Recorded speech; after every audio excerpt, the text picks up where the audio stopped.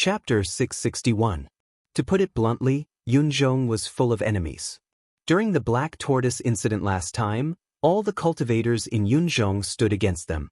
It was hard to find someone who didn't have a grudge against them. It's in the original Yunzhong, she said calmly. After the world changed, Spirit Beast sect sent people to investigate. It's not in the place described in the ancient records, so Jing Xingji suspects that the world changed the location of Qilin. After a pause, he smiled and said, "There's no hurry. Even if we have a clue, it'll take a long time to investigate. Besides, the clue is so simple." Jing Xingji also said that according to the ancient records of Spirit Beast sect, this place has a strong aura of divine beasts, but the founder of Spirit Beast sect didn't see the sacrificial temple, so he can't be sure it's the Qilin sacrificial temple we're looking for. Mo Tiange nodded. That's right. If the Qilin sacrificial temple was so easy to find, it wouldn't have been undiscovered for so many years. Did Jing Xingji say how to investigate next? Do you need our help? She shook his head. He said he'll take care of this. Take care of it? Mo Tiange smiled. Poor child, you've never experienced the power of a nascent soul venerable swordsman, right? Exactly. She also smiled. This is good. We have time to refine magic weapons. Mo Tiange agreed. It's best if we succeed before we find the Qilin sacrificial temple. After that, the two of them devoted themselves to refining magic weapons. First, they sorted out the clues they collected one by one, discarding the useless ones and keeping the useful ones. Then they analyzed and experimented with the suggestions of the nascent soul lord Taoists. This was easy to say but difficult to do. The primal chaos aura and spirit-absorbing powder were too mysterious and difficult to make progress. In the end, the two of them had to give up and concentrate on understanding the material of the primal chaos crystal. This was the simplest and stupidest method. With the development of tool refining, there were many ways to identify materials. Tool refiners usually use these methods to identify materials before starting to refine tools. Not only did it require enough perception, but it also required a lot of time. Usually, an ordinary material would take a few months to understand, and the rarer ones might even take a few years. The primal chaos crystal obviously belonged to the latter. The two of them had no choice. For this kind of supreme material, refining methods were completely useless. Time flowed by quickly like water. Nie Wushang was recuperating, Jing Xingji was investigating the Qilin sacrificial temple, and Mo Tiange and she were refining magic weapons. Everyone was concentrating on doing their own things. 10 years later, the Immortal Alliance finally defeated the demon cultivators and began to recuperate. Zhenyang, Miaoyi, and Xianyin returned to their sects, leaving Jinghe and Huayan to guard Kuanzhong City. Next, everyone either cultivated or traveled. The Celestial Pole faction was peaceful. Mo Tiange couldn't help but wonder whether her deduction of the world in chaos was wrong or not. Of course, in the depths of her heart, she hoped that she was wrong. The end of the human world and the extinction of humanity was something that no one liked. In the past few years, Xianqing School's development speed had shocked the entire Celestial Pole. With enough medicinal pills, the number of core formation disciples soared. Every few dozen years, someone would form their gold core. Right now, the number of core formation cultivators at Xianqing School was number 1 in the Celestial Pole, and it was difficult to surpass them. Under them were Yi Zhenji, Xue Linbua, and Sang Yushu, 3 core formation disciples. Although Yi Zhenji's spiritual root was ordinary, his comprehension wasn't bad, and he had been taught by them since he was a child. As long as he broke through his mental state, with the help of spiritual herbs, it wouldn't be difficult for him to form his gold core. Xue Linbua's spiritual root could be considered poor. Fortunately, she had a firm heart, so she could reach the foundation-building realm. Logically speaking, the possibility of her forming her gold core was almost zero.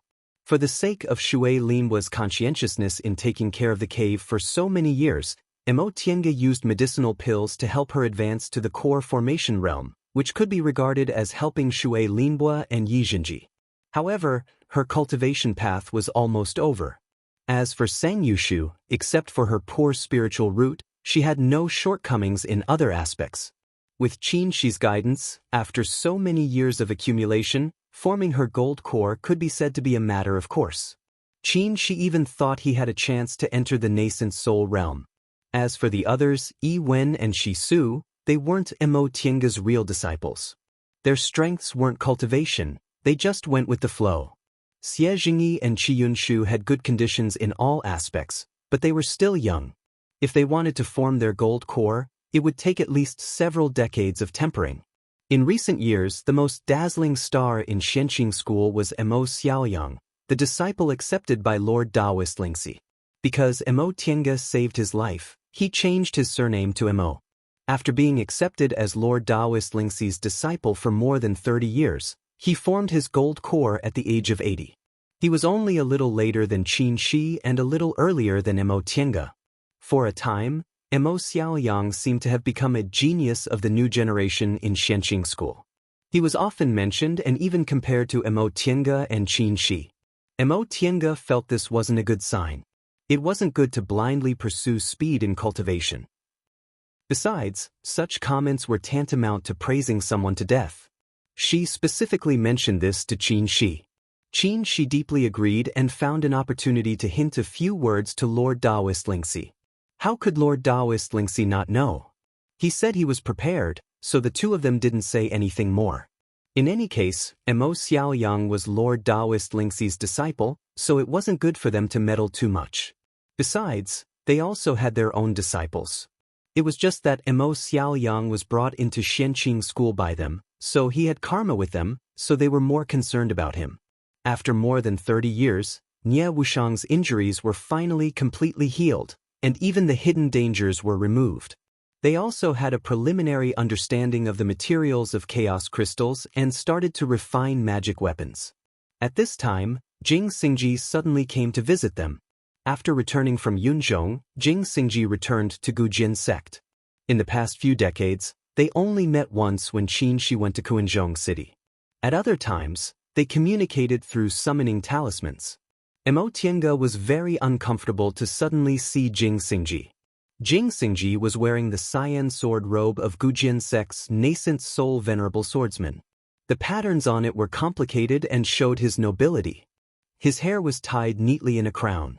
As soon as he entered Mount Taikong, he pretended to greet them. "Fellow Taoists, long time no see. How have you been?"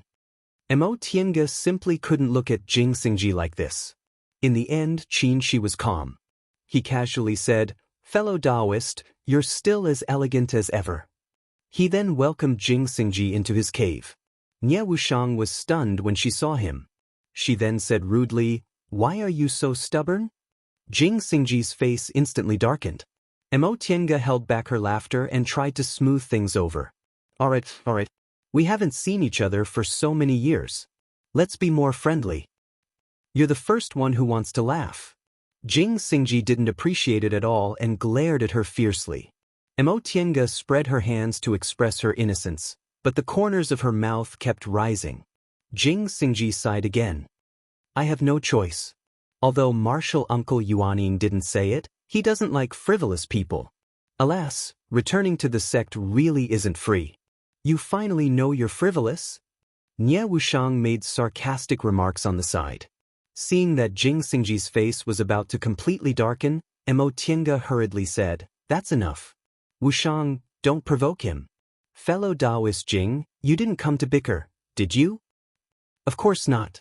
Jing Xingji said sternly, "I came because I got some definite news about the Qilin." It had been more than 30 years since they first found clues about the Qilin. During these 30 years, Jing Xingji would send some news from time to time. In the beginning, he also sent people to Yunzhong to search.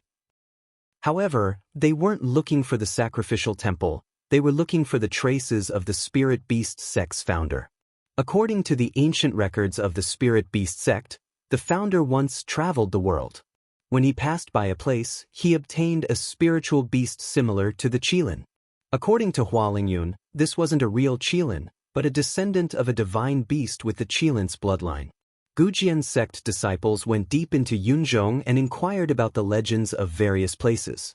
Then, they combined it with the records of the Spirit Beast sect to find useful information and confirmed that there used to be a strong Qilin's aura in a certain place in Yunzhong. That Qilin Mount was born there. However, this Qilin's aura gradually disappeared over the years.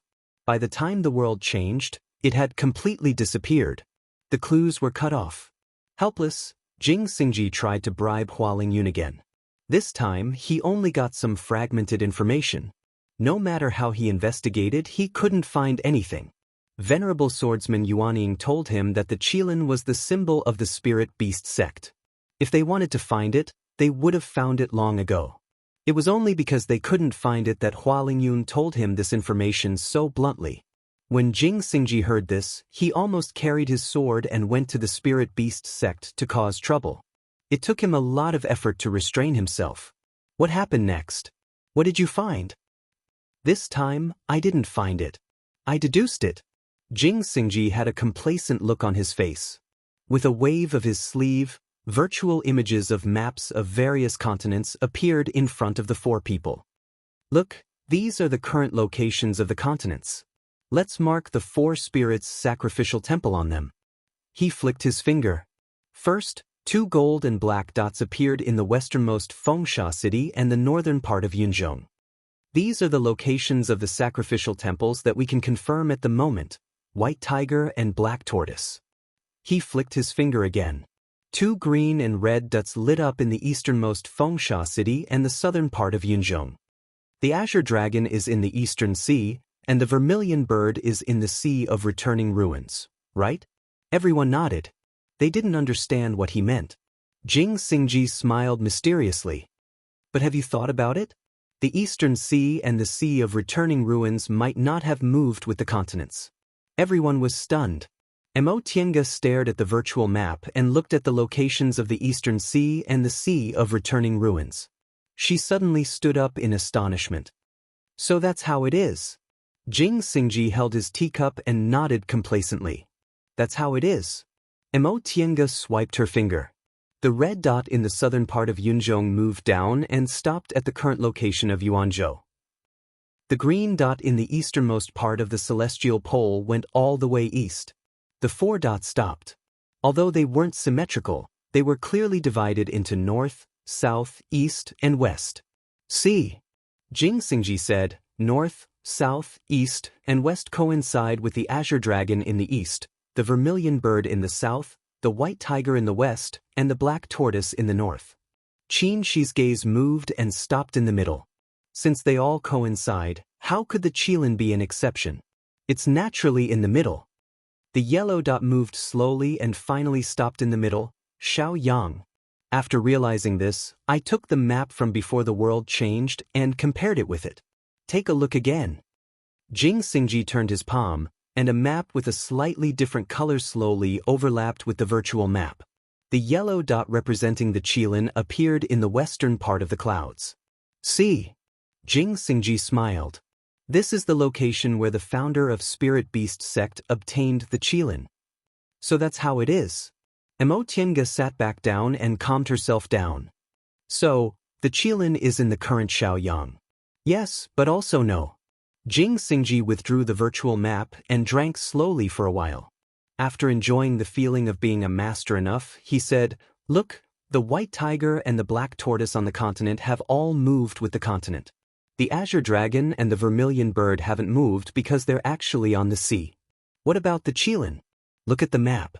It's obviously always been on the continent. But Nie Wushang thought for a while then said, the founder of Spirit Beast sect didn't really see the Qilin. What he saw was only the Qilin's breath. Maybe the Qilin isn't on the continent at all? Jing Xingji just wanted to pretend to be a master, but Nie Wushang ruined it. He said very reluctantly, Yes, I sent people to Xiaoyang. Sure enough, they didn't find any trace of the Qilin on the continent until they reached the bottom of the sea. Chapter 662. Now that they'd found the Qilin's sacrificial temple, it was time to leave. Both Mo Tiange and Qin Shi thought they'd figured out how to refine the Chaos Crystal, so they should refine the magic weapon first. Nie Wushang said she wanted to go to Lang Tu Mountain to find what Master Song Feng left behind. Jing Xingji didn't have much to do, so he took over the task of contacting Yang Qingji and Ling Yunhe. The four of them went their separate ways and agreed to go to Shaoyang together after the matter was finished. The refining process of the chaos crystal wasn't smooth. Perhaps because the primal chaos aura was too mysterious, the chaos crystal shattered from time to time during the refining process, causing a huge consumption of spirit-absorbing powder. The magic weapon had just taken shape when it was used up. After a discussion, the two of them decided to go to Fallen God Abyss again to collect spirit-absorbing powder. They'd been there once, so they were familiar with the route this time. Fallen God Abyss was still the same. There were yellow rocks everywhere, and not even a blade of grass grew. Gales swept by with great power. They came down from Fallen God Abyss and were still sucked into the vortex, but this time, they were prepared, so they weren't affected much. Along the canyon, they slowly entered the cave where they found the spirit-absorbing powder and used spirit-quenching water to extract the powder from the bluish-gray rocks. The larger pieces were the size of a finger and looked like milky white jade, while the smaller pieces were like powder. The two of them spent several days and almost melted the entire mountain wall. Mo Tiange suddenly stopped. "Come and see." Upon hearing this, she turned around to look. There was a trace of metal in the depths of the mountain wall, but he couldn't tell what kind of metal it was. "What's this?" She touched it. "Let's see."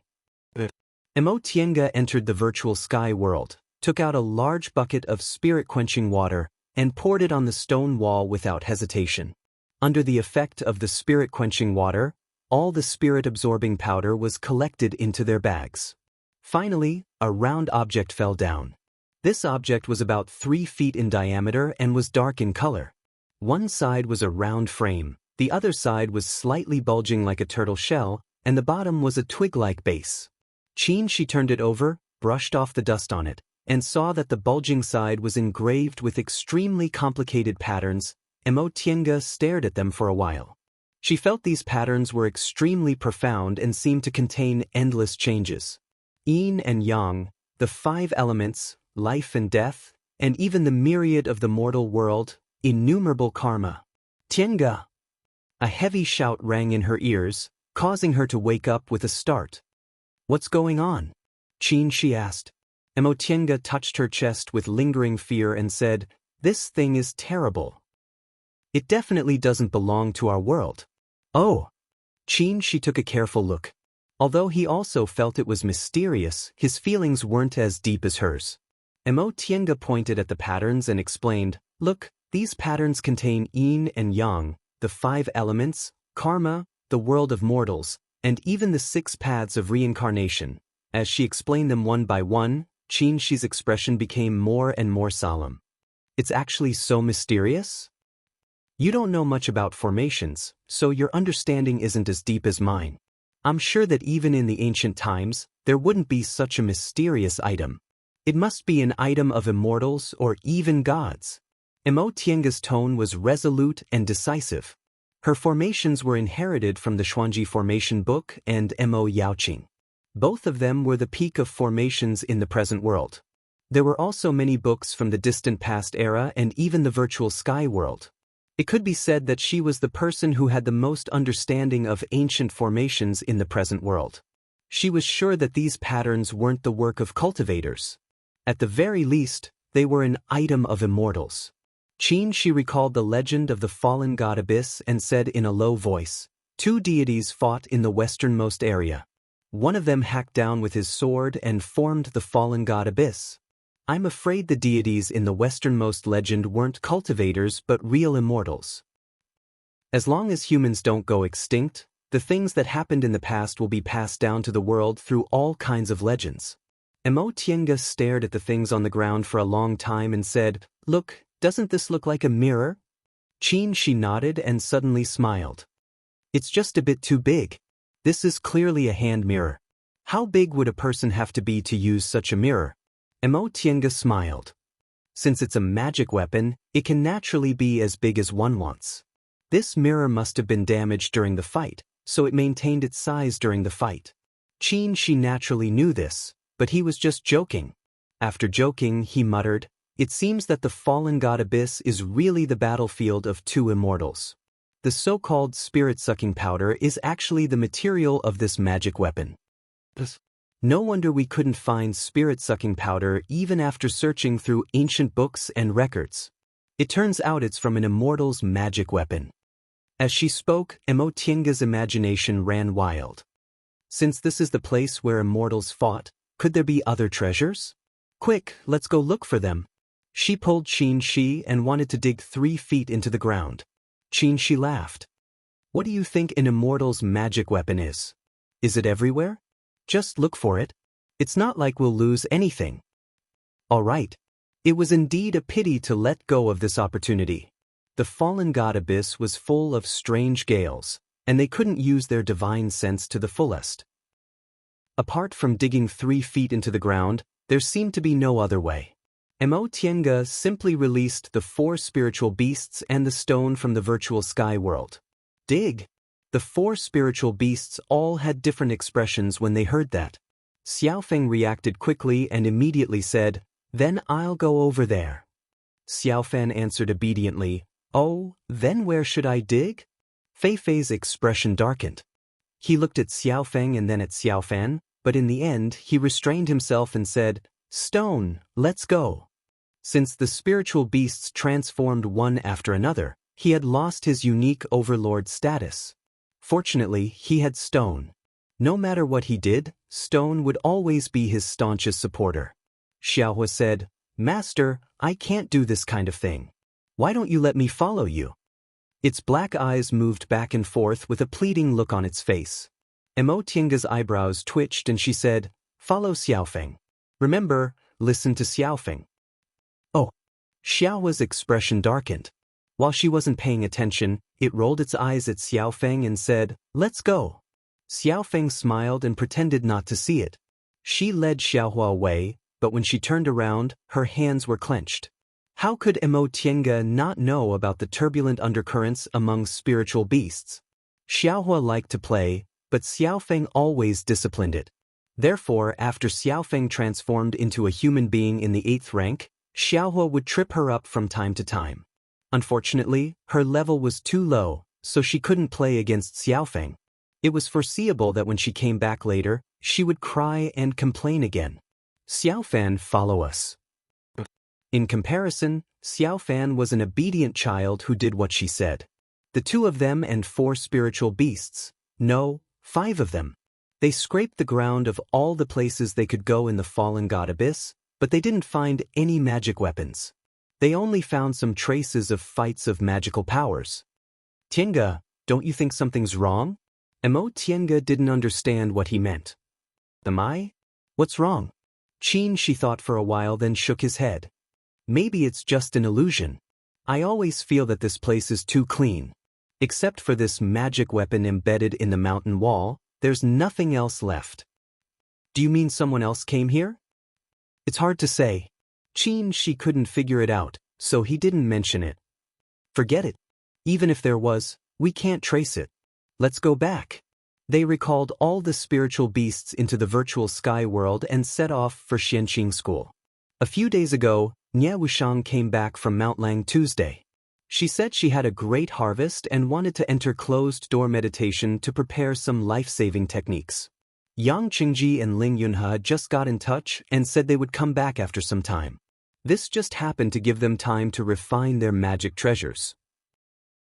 The 2 of them didn't delay and also entered closed-door meditation to refine magic weapons without stopping. This time, it went smoothly. With enough spirit-absorbing powder and the pattern on the mirror frame, Emotienga was inspired a lot. After several months, the new magic weapon was finally produced. After testing it in the virtual sky world, the 2 of them were very satisfied with the new magic weapon. It could attack and defend, was invisible and intangible, and was impossible to guard against. Based on the material, this magic weapon could be regarded as a top magic weapon in the world. This treasure matches your fighting style very well.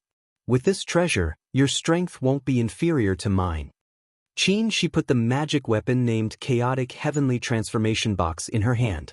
Emotienga wasn't polite. She knew her advancement to the middle stage was simply because she took advantage of Hu Pe, so her strength didn't improve much. In terms of cultivation level, she was now in the same realm as Qin Shi, but in a fight of magical powers, she was inferior to him. Moreover, Qin Shi had always been focused. For him, the vermilion bird bow was enough. More magic weapons would only distract him. When they came out of closed-door meditation, Gujian sect sent news that Yang Qingji and Ling Yunhe had arrived. Mo Tiange and Qin Shi immediately went to Lord Daoist Jinyang's Immortal's Cave to inform him. They had mentioned this before, so Lord Daoist Jinyang already knew about it. He said, "Shoujing Qingwei, when you went to Yunzhong, the sect couldn't spare any manpower. Now that the situation is good, I want Lingxi to go with you. Are you willing?" "Of course," Qin Shi said, "our trip isn't treasure hunting. The more manpower, the better." Lord Daoist Jinyang nodded. "In fact, I'm a bit worried about the three of you going, but Xianyin and Miaoyi have been busy with the sect for decades and are now in closed-door meditation, so I can't disturb them. Lingxi is on the verge of a breakthrough. It'll be good for him to go with you." Qin Shi bowed. "Yes, we'll definitely work together with junior martial brother Lingxi and watch out for each other." Lord Daoist Jinyang smiled gently. "In the tens of thousands of years since our sect was established, our Xianqing school may not be the strongest, but we've always been the most harmonious. This is the foundation of our sect, so I believe you'll all return safely." After encouraging them, Lord Daoist Jinyang said, "Junior martial brothers Jing and Huayan brought back some things from Kuanzhong City. In addition, I also have something for you." He then gave them a Qiankuan bag. Qin Shi took it, looked at it, and said in surprise, "Senior martial brother Jinyang, take it with ease." Lord Daoist Jinyang looked at them with a smile. "You're the hope of the new generation of Xianqing school. You've sacrificed so much for the future of the sect, so it's worth it." Out of thousands of words, he finally said, "We'll all return safely." Chapter 663. Several days later, Mo Tiange, Qin Shi, Nie Wushang, and Lord Daoist Lingxi left Mount Taikong and went to Gujian sect. 4 nascent soul cultivators came to visit at the same time, which shocked the Gujian sect disciples so much that his eyes almost fell out. He hurriedly went to report, and Jing Xingji didn't delay and immediately welcomed them in. Compared to Mount Taikong, Gujian sect's encampment was much steeper, and Jing Xingji's cave was even more so. This fellow chose a lone peak as his abode, and it was a direct path that was utterly impossible for anyone to live in. He lived alone at the peak of the mountain, and he only left 2 managing disciples to take care of it, causing him to seem cold, aloof, and have the bearing of an expert. Mo Tiange clicked her tongue in admiration. Living alone on a peak, Gujian sect is really generous. Jing Xingji pouted. "That's where they're generous." He was referring to the peak at the back, which was the highest peak of Gujian sect. Compared to this lone peak, that peak was more imposing and had better scenery. Although it was Mo Tiange's first time here, she knew it was where Venerable Swordsman Yuanying's cave was. She smiled and said, "Senior Yuanying is obviously training you as her successor. Won't it be yours in the future?" Upon hearing that, Jing Xingji hurriedly waved his hand. "Don't talk nonsense. I still have 2 senior martial brothers in my sect." He looked very humble.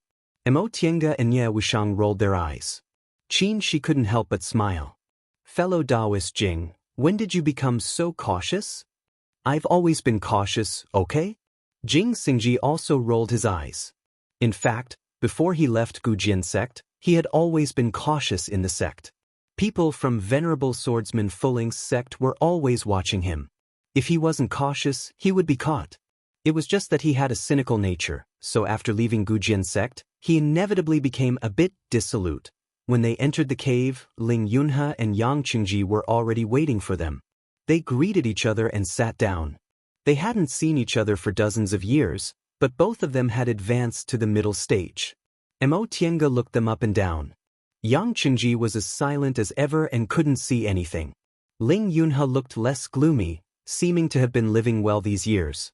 Ling Yunhe looked at them and said with a smile, "I really couldn't tell in the past, but not only do fellow Taoist Qin and Mo come from famous cultivation groups, fellow Taoist Jing is also extraordinary, and fellow Taoist Yang is the successor of the #1 cultivator in the Celestial Pole.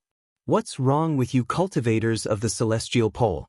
All of you ran to Yunzhong, making us Yunzhong cultivators feel ashamed? Mo Tiange shook the teacup in her hand. Fellow Taoist Ling, what are you talking about? Could it be that your Yunzhong doesn't have any talented cultivators? Even the two of you are not older than us when you formed your nascent soul. Among the 7 people present, Qin Shi, Jing Xingji, and Lord Taoist Ling Si were slightly older, Ling Yunhe and Nie Wushang were in the middle, and Yang Qingji and Mo Tiange were the youngest. 4 nascent soul cultivators, being over 100 years old wasn't even worth mentioning. Among them, Qin Shi, who advanced to the nascent soul realm the earliest, was only 100 years old. Now, just like them, he was in the middle stage of the nascent soul realm. What are you talking about? You're the youngest among us to form our nascent soul. Are you trying to provoke us? Ling Yun said half-jokingly. Mo Tiange smiled and waved her hand to beg for mercy. Okay, I said something wrong, okay? After chatting for a while, Jing Xingji got to the point. Fellow Taoists, it wasn't convenient to communicate before, so I didn't tell you about the Qilin sacrificial temple in detail. Now that everyone is here, I'll tell you about the location and situation of the sacrificial temple. He took out several jade slips, one for each person, and gave them to them. This is a map. We'll have a long way to go, and there'll be many dangers. If we get separated, we'll go there by ourselves. We won't waste our time waiting for anyone, so we have to be careful. No one had any objections. They all knew the current situation of Shaoyang. Yunzhong moved northward.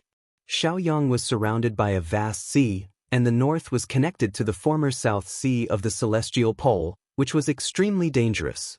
Jing Xingji found out that the Qilin sacrificial temple was in Shaoyang, but the location was a bit off. As for where it was, they had to search carefully. If it went missing on the sea, how could other people find it? Lord Taoist Ling Si probed with her divine sense and found a clear map drawn in the jade slip. Several points were marked on it, and they were the places where Gujian sect disciples found the Qilin's breath. The experiences and deductions of many disciples were recorded densely on the side, and it was extremely detailed. His heart stirred slightly, and he sent a voice transmission to Qin Shi, Senior Martial Brother Shoujing. This map is too detailed. Who exactly is this fellow Taoist Jing? When going on a joint expedition, the person in charge would usually keep some important information, but the level of detail on this map was far beyond what they could tell their companions. It seemed to be all the information Gujian sect disciples found. Qin Shi smiled and said, "Rest assured, this information is all true." Lord Taoist Ling Si didn't ask any more questions, but he had a different attitude towards Jing Xingji. It seemed that this venerable swordsman Jing of Still Water and senior martial brother Shoujing trusted each other to an unusual degree. As you can see, we can only confirm that the Qilin is at the bottom of Xiaoyang Sea, but the location is a bit off. That sea area is unimaginably dangerous. Core formation disciples can't explore it, so we can only do it ourselves. Ling Yunhe cupped his hands and thanked him sincerely. Fellow Taoist Jing, this information has saved us a lot of effort. It's all thanks to you that we can find out the location of the Qilin's sacrificial temple. Jing Xingji waved his hand. Don't mention it. I've always reaped the fruits of others' labor. Now that I have the ability, I should do my best. Okay, I've said what I wanted to say. Do you have anything else to add? No one spoke. Qin Shi said, I have one thing to ask. He pointed at Lord Taoist Ling Si next to him. My junior martial brother will also go to Shaoyang. Does anyone have any objections? Although he said, everyone, he was actually asking about Yang Qingji and Ling Yunhe. They brought Lord Taoist Ling Si here, and Jing Xingji didn't hide anything, so how could the two of them not know? Now that Qin Shi told him frankly, Ling Yunhe said, we're not going to fight for treasures. If fellow Taoist Ling Si is willing to go with us, I'm more than happy to. Yang Qingji only said 3 simple words, I have no objections. Qin Shi smiled and said, similarly, if you have someone to go with you, you can come with us. They looked at each other. Jing Xingji was the first to shake his head. Gujian sect isn't like Xianqing school. My martial uncle Yuaning has to oversee the sect, and one of the two remaining senior martial brothers has to go to Kuanzhong City. We don't have enough manpower. Then he looked at Ling Yunhe. Ling Yunhe smiled bitterly. Although I've regained martial uncle Yuanmu's favor, he still doesn't believe this matter. Besides, Yunzhong has been in chaos these years, and Jiuyan sect is short of manpower. I was able to leave because martial uncle Yuanmu gave me special authority. As for Yang Qingji, he didn't need to say anything.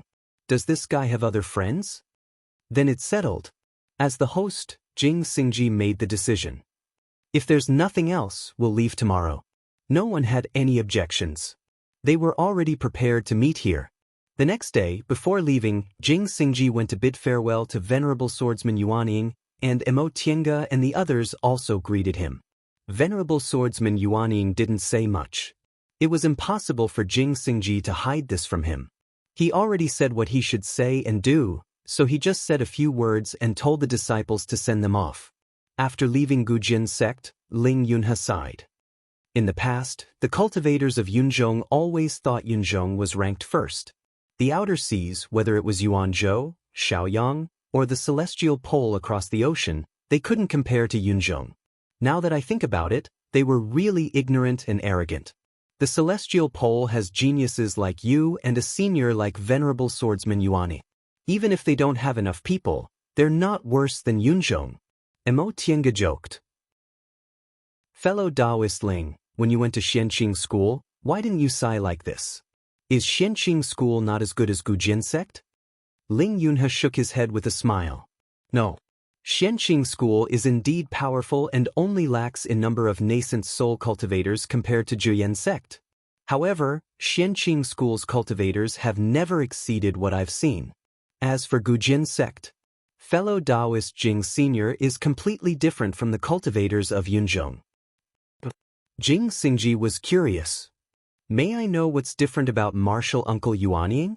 Ling Yunhe said, although Yunzhong doesn't have a powerful sword cultivation group like Gujian sect, it also has a lot of sword cultivators. The cultivation path of sword cultivators is nothing more than one sword to break 10,000 laws, and once the sword is drawn, there's no turning back. This senior Yuaning is different. He has the spirit of a sword cultivator, but he also has the breadth of mind of a Dao cultivator. In the current cultivation world, sword cultivators only remember to cultivate the sword, but how many people remember that the reason why sword cultivators are different from martial cultivators is because sword cultivators have Taoism as their foundation? Even fellow Taoist Jing, aside from tempering your mental state, you don't attach too much importance to your Tao foundation, right? At first, he was just curious, but as he listened, Jing Xingji's expression became serious. This was an evaluation of sword cultivators he'd never heard before. To put it bluntly, sword cultivators nowadays are too obsessed with power, so they've become a side path. As for this senior Yuaning, he's crazy about swords, but he's more tolerant. This is something that all the sword cultivators in the world, including fellow Taoist Jing, can't compare to. Yes, Jing Xingji couldn't help but say, everyone in the celestial pole knows that martial uncle Yuaning is upright and never biased. Even when I wasn't willing to return to Gujian sect, he could still casually give me a huge, fated chance. This kind of breadth of mind is indeed unparalleled. Of course, this is just my personal opinion. Fellow Taoist Jing, you don't have to believe everything, Ling Yunhe added. At this moment, Jing Xingji was overwhelmed with emotions. How could he really not believe it? Ling Yunhe's words seemed to have opened a new door for him, letting him know that there was another way to walk the path of a sword cultivator, and this example was right beside him. Aside from Jing Xingji thinking hard along the way, the group of 7 of them flew to the small town where the long-distance transporting formation was located and used it to go to Yunzhong. Then Ling Yunhe showed up and teleported from Nanzhou to a small island in the boundless sea. Back then, when the continents changed their positions, the transporting formation between Yunzhong and Shaoyang couldn't be used anymore. There was also the South Sea of the celestial pole in between, so it was extremely dangerous. Later on, a nascent soul cultivator bypassed the South Sea of the Celestial Pole from the east and spent several years to find a relatively safe small island near Shaoyang. He re-established the transporting formation there, and only then was he able to get in touch with Shaoyang. Furthermore, he even used this opportunity to restore contact with Yuanzhou. Nie Wushang had walked this path before. Once they arrived at the island, she said, "I'll lead the way." Chapter 664. To prevent the cultivators of Shaoyang City from plundering, a nascent soul cultivator was stationed on this island. He also set up a transporting formation to Yuan Province to facilitate trading with Yuan Province. Originally, it would be safer to go to Shaoyang via Yuan Province, but according to the nascent soul cultivator stationed there, Yuan Province was currently in a fierce battle with the demon cultivators continent. Demon cultivators had completely occupied Yuan Province, so going to Yuan Province wasn't a good choice. The nascent soul cultivator stationed on the island was an early-stage cultivator with a lifespan of more than 1,000 years. He probably had no hope of advancing and didn't want to be involved in disputes, so he left Yunzhong and lived here. He was familiar with Ling Yunhe. Seeing that most of them were in the middle stage of the nascent soul realm and were in their prime, he was very envious. He also received spiritual plants from Mo Tienge, so he told them about the nearby situation and gave them a detailed sea map. With this detailed sea map and Ye Wushang, who was familiar with the route, the 7 of them set out directly to Shaoyang City by sea. Along the way, sea beasts were everywhere.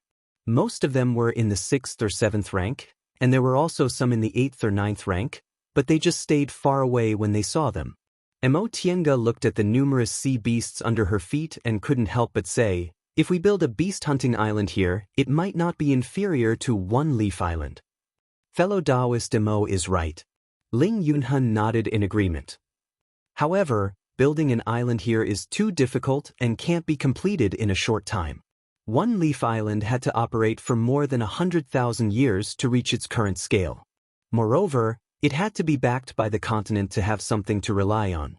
If there's only one island floating in the sea, it'll probably be destroyed in one go if it's surrounded by the demon cultivators. Mo Tienge was stunned. Fellow Taoist Ling, you're really thoughtful. I took it for granted. Ling Yunhe smiled. Fellow Taoist Mo doesn't know, but the cultivators in Yunzhong have long considered this matter. It's just that time was too tight and the situation changed greatly, so it was delayed until now. It's not because of my unique vision. After flying smoothly for several days, Nie Wushang was getting closer and closer to Shaoyang. Many islands already had traces of cultivators' activities. All of a sudden, she stopped on a deserted island.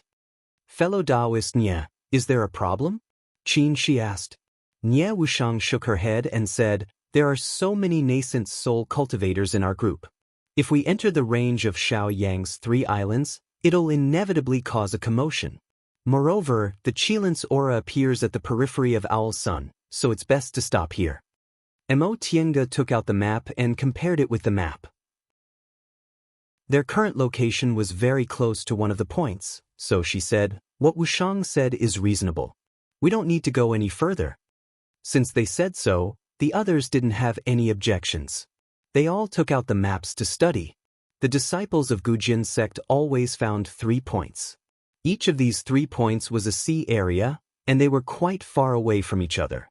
Their range was also quite large, and they surrounded the north of Fierce Sun in a ring shape. My disciples reported that there are often 8th-grade demonic cultivators in these 3 areas, so they couldn't investigate carefully. However, they're almost certain that they're in the vicinity of these 3 areas. Jing Xingji said, from what I can see, these 3 areas are quite large, and it will take a lot of effort to search. Why don't we split into 3 groups? It was indeed too wasteful for 7 nascent soul cultivators to search one area. Moreover, this place wasn't far from Fierce Sun Island, and there were only occasional 8th-rank demonic cultivators. Each of them was an outstanding cultivator, so why would they be afraid of this place? Everyone immediately agreed and began to discuss how to divide the spoils. Ling Yunhe was the first to speak. We'll split into 3 groups. We have 7 people. The strong ones will form a team of 2, and the weak ones will form a team of 3. Lord Taoist Lingxi took the initiative to step forward. Fellow Taoists are in the middle stage, but I'm still in the early stage, so I won't stand on ceremony. Next was Nie Wushang. I've just recovered from my serious injuries, so I won't force myself. Apart from them, the other 5 people didn't say anything. Mo Tiange had advanced to the middle stage more than 50 years ago, so her realm was stable and she had just refined a peerless magic weapon. Jing Xingji had Wanderer Ziwei's inheritance and the White Tiger's Pearl, so he was a bit stronger than Mo Tiange. Ling Yunhe had the Black Tortoise's inheritance and the Soul Restraining Pearl. Yang Qingji had the Heavenly Devil Tower, the most powerful of the 5 holy objects in Yunzhong. It really wasn't easy to tell which one of them was the weakest. Qin, she thought for a while, then said, Tiange, you're the one fellow Taoist Nye trusts the most. Why don't you go with junior martial brother Lingxi and fellow Taoist Nye? Mo Tiange nodded in agreement. Apart from the 2 of them, Lord Taoist Lingxi wasn't familiar with the others. If Qin she went with them, he wasn't familiar with Nie Wushang, so she was the best candidate. Qin she turned to the other 3 people and asked with a smile, which fellow Taoist wants to go with me? Under normal circumstances, it would naturally be Jing Xingji since the 2 of them were old partners. However, for the sake of average strength, he still asked. Before Jing Xingji could speak, Ling Yunhe smiled and said, I'd like to go with fellow Taoist. Qin she wasn't surprised and nodded. If there's no problem, then let's do it. Jing Xingji and Yang Qingji looked at each other and raised their eyebrows. It doesn't matter. After dividing into groups, the 3 groups each chose their own targets. Mo Tiange's group was naturally taken care of and was assigned to the closest one. Senior martial brother, Before she left, Mo Tiange called out to Little Feng from her spiritual beast bracelet. Little Feng will go with you, okay? Qin she nodded and said softly, Junior martial brother Lingxi's cultivation level is a bit weak, and fellow Taoist Nye has just recovered from her serious injuries. Your spiritual beasts are 8th rank, so it'll be safer if they go with you. Alright, I understand. After saying a few simple words, they called each other and flew away. Tenga, Nie Wushang called out while flying. What's wrong? Mo Tiange asked when she saw the doubt on her face. There's something I've been thinking about for several days. She frowned and said, the way Jing Xingji found the Qilin's sacrificial temple was based on the location of the other 4 sacrificial temples, and this location was after the world changed. Why is it like this? Haven't these sacrificial temples been established for 1,000,000 years? Was today's world destined to become like this 1,000,000 years ago? We've thought about this, Mo Tiange said slowly. The reason why the world changed is related to our experiences in the Sea of Returning Ruins. You know this? Nie Wushang nodded. Mo Tiange went on to say, what did we trigger in the Sea of Returning Ruins to cause the world to change? The opening of the Immortal Palace in the Sea of Returning Ruins was full of all kinds of coincidences. As long as one condition wasn't met, it was very likely that it would never appear in the world again. To be honest, I don't think this result was foreseeable, so I think the world becoming like this today was just an accident. Moreover, how could the people or the gods from millions of years ago build a temple according to the result of the world becoming like this one day? Nie Wushang thought for a while and said, you mean, this world might have been like this from the beginning? Mo Tiange nodded gently. We speculate that this world was originally like this, but for some reason, it changed into its previous state. For example, several destructive catastrophes. Nie Wushang thought silently for a long time and said softly, it said that everything in the world has karma. The world has changed back to its original state, and we only hope it's peaceful in the distant past era. Mo Tiange didn't say anything. She also hoped that would be the case. She hoped they could smoothly find the Qilin's sacrificial temple, find the truth of the big secret that Amber called, find the true face of that gambling house, and obtain the chips to win. Junior Marshal Sister Qingwei, this is the place, right? Lord Taoist Lingxi's voice came into her ears. Mo Tiange turned around and compared it with the map. It should be.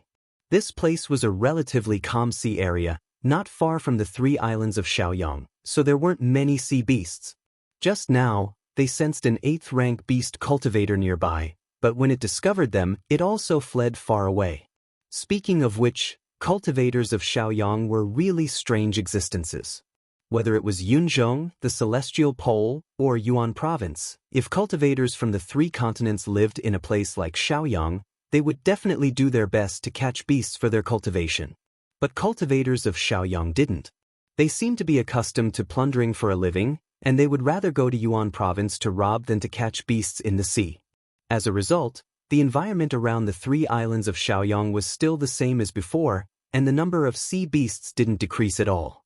Mo Tienga pressed her spiritual beast bracelet, releasing her 3 spiritual beasts and Stone, who was inseparable from Feifei. This wasn't her first time seeing this, but Nie Wushang still felt it was very spectacular.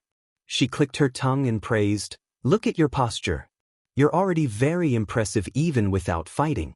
Even cultivators of spiritual beast sect don't have so many 8th-rank spiritual beasts, right?"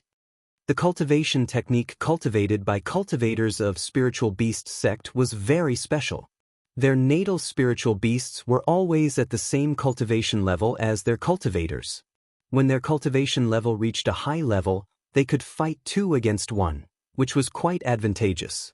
However, there was only 1 natal spiritual beast, and it was also very difficult to raise other spiritual beasts to the 8th rank or above.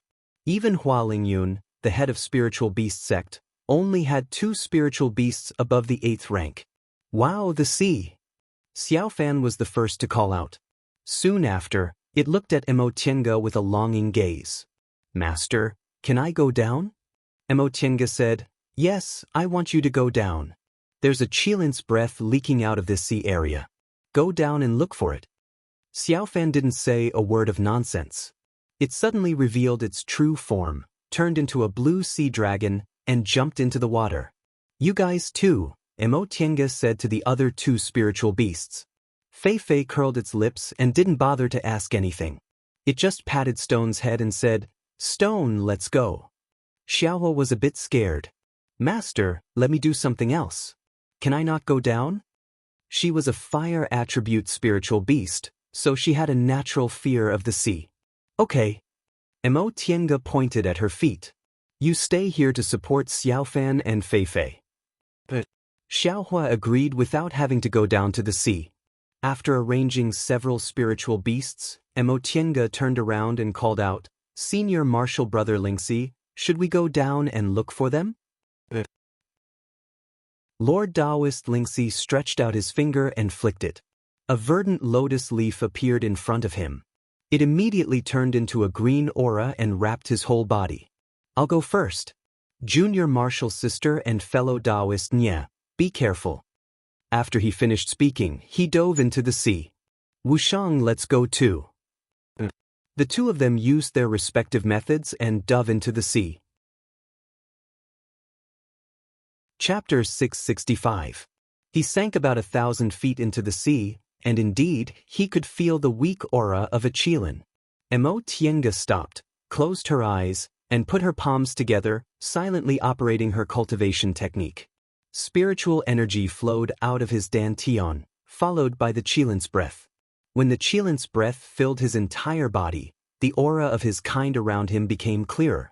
Mo Tienga opened her eyes and swam slowly along with the Qilin's breath. The Qilin's aura here was very strange. It was thin and indistinct, almost impossible to find. Even if she had the Qilin's aura, she couldn't sense where it came from. How could this be? Now that the Qilin's breath in her pursuit had stopped, Mo Tienga stopped and once again stimulated the Qilin's breath inside her body. But this time, it didn't last long before it disappeared. After thinking for a while, he still couldn't come up with a solution, so he decided to give up for the time being and swam upstream. Crash! Mo Tienga's head popped out of the water. With a flick of her sleeve, she shook off some water droplets, only to discover that Nie Wushang had already come up and was sitting cross-legged on the surface of the sea. "You're up here too?" She raised her eyebrows. "This is strange. I need to think about it." Nie Wushang also didn't disturb her. The 2 of them just sat cross-legged, facing each other in silence. After a while, There was another splash and Dao Lord Lingxi's head popped out of the water. The two of you came this morning? Dao Lord Lingxi flung the water droplets away and sat cross-legged a little further away. I've found the Qilin's aura, but it's just too odd. I can't touch it or grab it. You're right, senior brother Lingxi. I also have Qilin's breath in my body, but I can't sense it. Could it be that this Qilin's breath is only here and the Qilin's sacrificial temple isn't here? If it's not here, then where? Nie Wushang said, the azure dragon from the east, the vermilion bird from the south, the white tiger from the west, and the black tortoise from the north, all of them are in their respective positions, so Qilin should be in the center. Moreover, if the Qilin temple isn't here, then how do you explain the Qilin's aura here? Why did it turn out like this? Mo Tiange muttered to herself. Perhaps it's because the entrance to the Qilin's sacrificial temple has been concealed? Dao Lord Lingxi suddenly said. Mo Tiange and Ye Wushang looked up at the same time. What's wrong? Seeing their expressions, Dao Lord Lingxi thought that she had said something wrong. Mo Tiange smiled. Senior Martial Brother Lingxi is absolutely right. We can't find it because it's covered up. This Qilin aura was leaked out earlier. If that's the case, are we still going to keep looking? Nie Wushang asked. Let's contact them first. Mo Tiange took some time to think, then said, let's see how they're doing and whether they're also in the same situation. Just as he took out the voice-transmitting talisman, Lil Fan popped its head out and shouted, Master, there are sea beasts, a lot of sea beasts. The three of them were stunned. Yi Fun quickly swam over, followed by Xiaohua and Feifei. He said, the flow of the sea isn't right, there are many sea beasts coming this way. A lot? Mo Tiange was confused. She asked, where did they come from? What are you doing here? South, from the south. Yi Fun nudged her anxiously. Let's go to the shore. There are thousands, no, tens of thousands of them, 10,000 sea beasts? Mo Tiange's face was a bit pale. If tens of thousands of sea beasts swarmed her, even if there weren't any 8th-rank demonic beast cultivators, it would still be hard for her to deal with them. Besides, this was simply impossible since there were 8th-rank demonic beasts in the vicinity. Let's go! Feifei shouted from behind. Maybe they're sea beasts that came out to look for food, or maybe the demonic beasts on the demonic cultivator continent were driven away by demonic beasts. We can't stay in the water. Let's go. Lord Taoist Lingxi immediately stood up. Let's hide on the shore and find a chance to meet up. Mo Tiange didn't hesitate. She activated the sound-transmitting talisman, then quickly summoned several spirit beasts, put them into the spiritual beast bracelet, and shot towards the nearest island. The other two teams obviously found out earlier than her. When she sent out the sound-transmitting talisman, they received Qin Shi's and Jing Xingji's voice messages one after another. Their messages were concise and comprehensive, expressing the same meaning. There are many sea beasts in the south. Hide quickly. When they set foot on the island, their divine senses had already found traces of many sea beasts. The three of them didn't say anything and found a cave. Mo Tiange quickly took out a formation and laid it, concealing her breath and hiding inside. These sea beasts were getting closer and closer, and the buzzing sound lingered in their ears. Mo Tiange silently calculated with her divine sense. Xiaofan was right. There were at least tens of thousands of them. The lowest ones were in the 3rd or 4th rank, while the higher ones were in the 8th rank, 9th rank, and 10th rank. Where did they come from? Did they gather together to hunt for food? That shouldn't be possible, right? Or maybe they came from the demon cultivator continent. It was as if thousands of soldiers and horses were trampling over their heads. The ground was shaking and the waves were rolling. The three of them were not low-level cultivators with shallow experience, but this kind of movement still caused their faces to turn pale. The sea beasts rushed past them like a tide and didn't seem to pay much attention to them. The three of them relaxed a little, but in the next moment, an 8th-rank beast cultivator stopped above them, followed by 2 9th-rank beast cultivators. They held their breaths, feeling like a huge rock was hanging on their chests. Suddenly, they sensed that one of the beast cultivators made a move. The three of them didn't even have time to say anything and quickly flashed out of the cave. Boom! With a loud noise, the cave they were hiding in was smashed to pieces. As soon as they came out of the cave, they saw a dense mass of flying sea beasts above them. Mo Tienga's heart sank. She pressed the spiritual beast bracelet and released all the spirit beasts. We can't hide anymore. Let's get to work. So many? Xiaohua exclaimed in surprise, feeling very guilty. Ever since she was a child, she had very few opportunities to fight. Mo Tienga waved the heaven and earth fan, and a bolt of lightning smashed the 6th or 7th rank demonic beasts near her. She said in a deep voice, "There's nothing we can do even if there are so many of them. Since we can't hide, we can only fight our way out." She raised her head and looked at the more and more beast cultivators gathering not far away. Almost all of these beast cultivators were in their original forms, and their eyes were full of hostility. Mo Tienga quietly released the puppets. She winked at the other two people and quickly rushed forward. It was definitely not a good idea to let the beast cultivators have time to gather. The faster they rushed out of the encirclement, the better. As long as they met with the other two groups, their chances of survival would be greatly increased.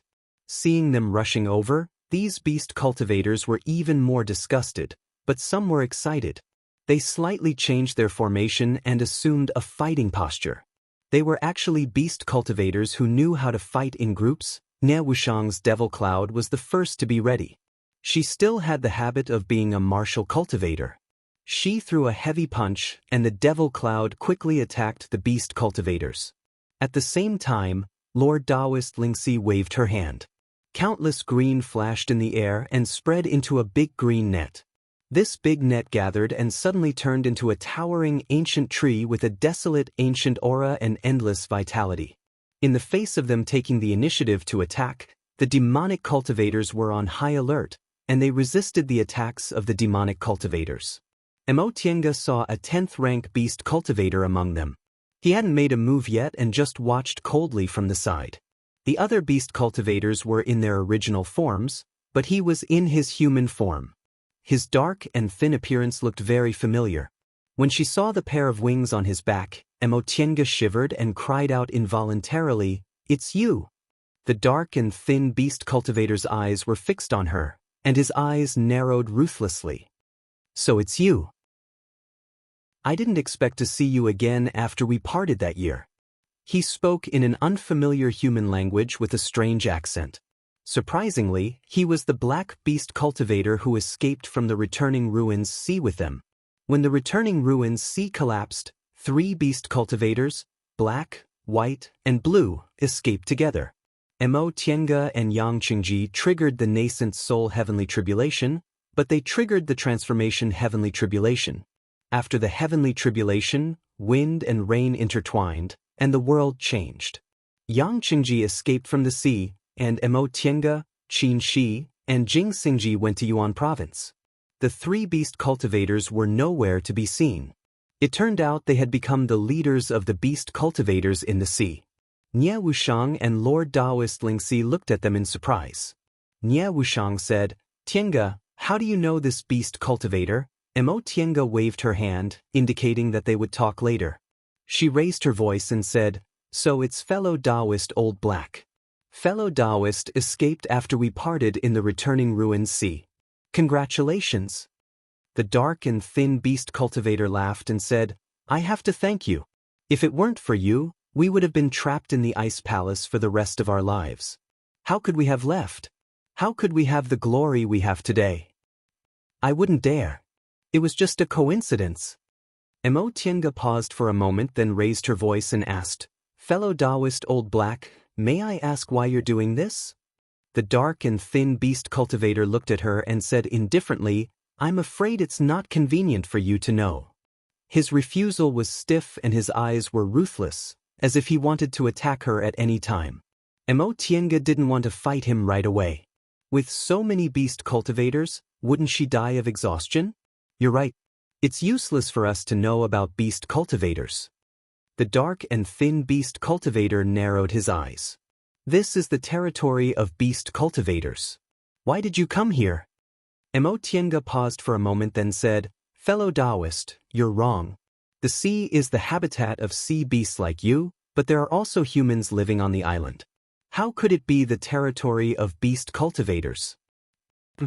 The dark and thin beast cultivator said in a bad tone, "Didn't you humans come to the sea to hunt beasts? You have a glib tongue, but you still can't change this fact." Emotienga also snorted coldly. "Since when were you beast cultivators friendly to humans? Didn't you order low-level demonic beasts from time to time and use them, who haven't developed spiritual wisdom, to rob humans of their medicinal pills and magic weapons to pave the way for you to take human form?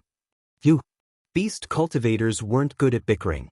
Emotienga's words rendered the dark and thin beast cultivator speechless. He wanted to say he took human form in the immortal palace in the returning ruined sea, but if he said that, it would seem like he admitted what she said. Just as Emotienga was about to say something to ease the situation and coexist with the beast cultivator, an earth-shattering strike suddenly came from the distance. The other 4 people had already fought with the beast cultivator. Old Black turned his head to look and instantly became furious. He shouted, "Kill them!"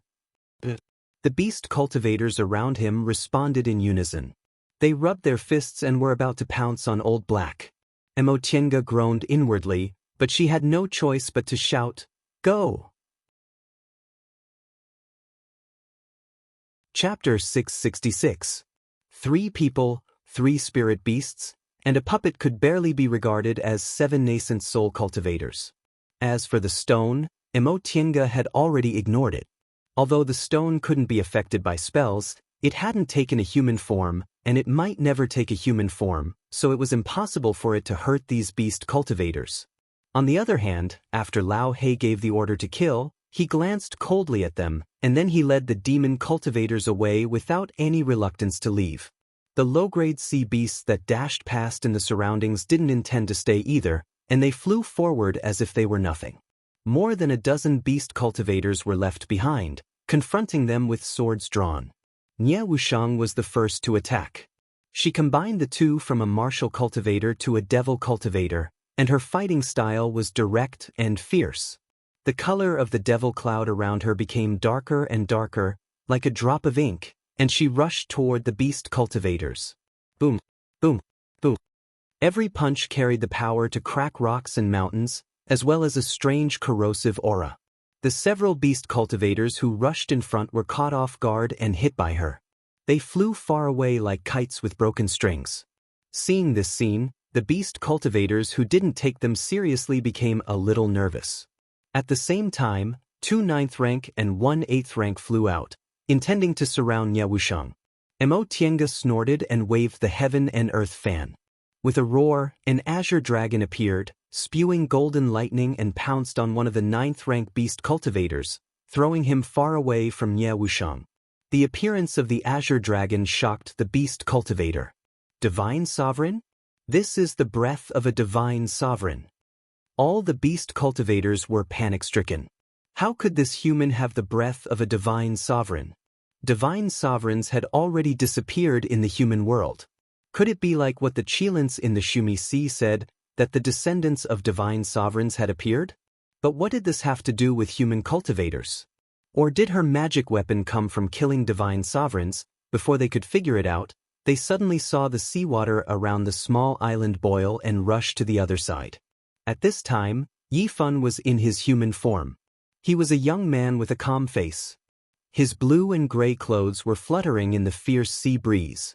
At first glance, he looked inconspicuous, but with a little attention, one would find that his whole body was filled with a kind of vast and sacred spiritual qi, which made his whole body as transparent as the purest water, clean and without any impurities. His eyes were tightly closed, and his palms were clasped together as he performed a hand seal. A ball of extremely pure, water-blue spiritual qi appeared between his fingers and gradually grew stronger. With the appearance of this ball of spiritual qi, the surrounding waves seemed to be controlled by a mysterious power. Even the water attribute demon cultivators among them could not absorb the water spiritual qi from it.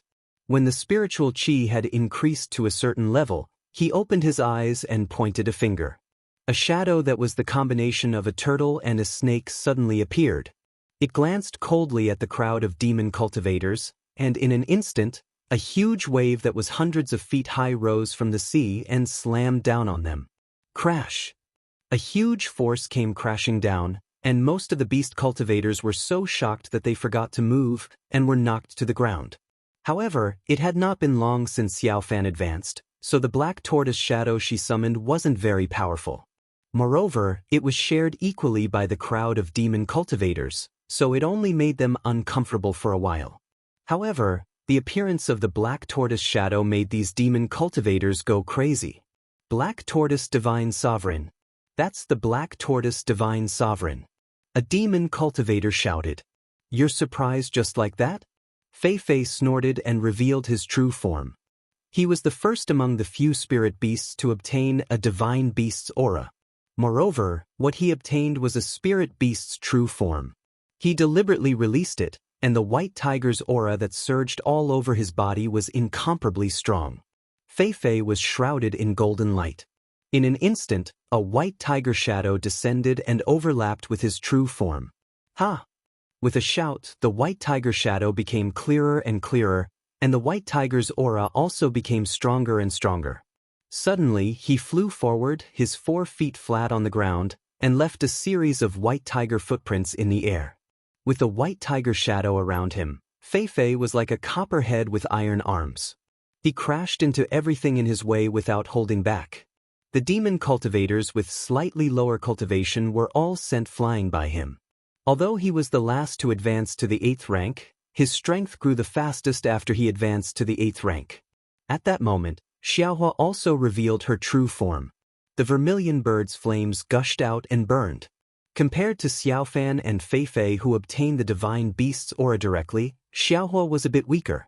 This was because her vermilion bird's aura came from Xiaofeng, and she wasn't a descendant of the phoenix, so her bloodline evolution wasn't as thorough as Xiaofeng's. But she had her advantages. She lived the longest in the virtual sky world, ate the most spiritual plants, and had the strongest body. These demon cultivators were already numb. First it was Azure Dragon, then it was Black Tortoise, then White Tiger and Vermilion Bird. How could there be so many divine sovereigns' auras? Who are these people in the end? Should they fight back? Their instinctive reverence for divine sovereigns made them unable to fight back without any scruples. Right at that moment, the distant horizon suddenly lit up. The blue sky and white clouds contrasted with the flames, making them look particularly distinct. The phoenix cry came from afar. Phoenix! A demon cultivator cried out involuntarily as he watched the approaching firebird. All the demon cultivators' gazes turned in that direction. Xiaofeng! Mo Tiange watched as Xiaofeng leisurely flew closer and stared at these demon cultivators with a proud and indifferent gaze.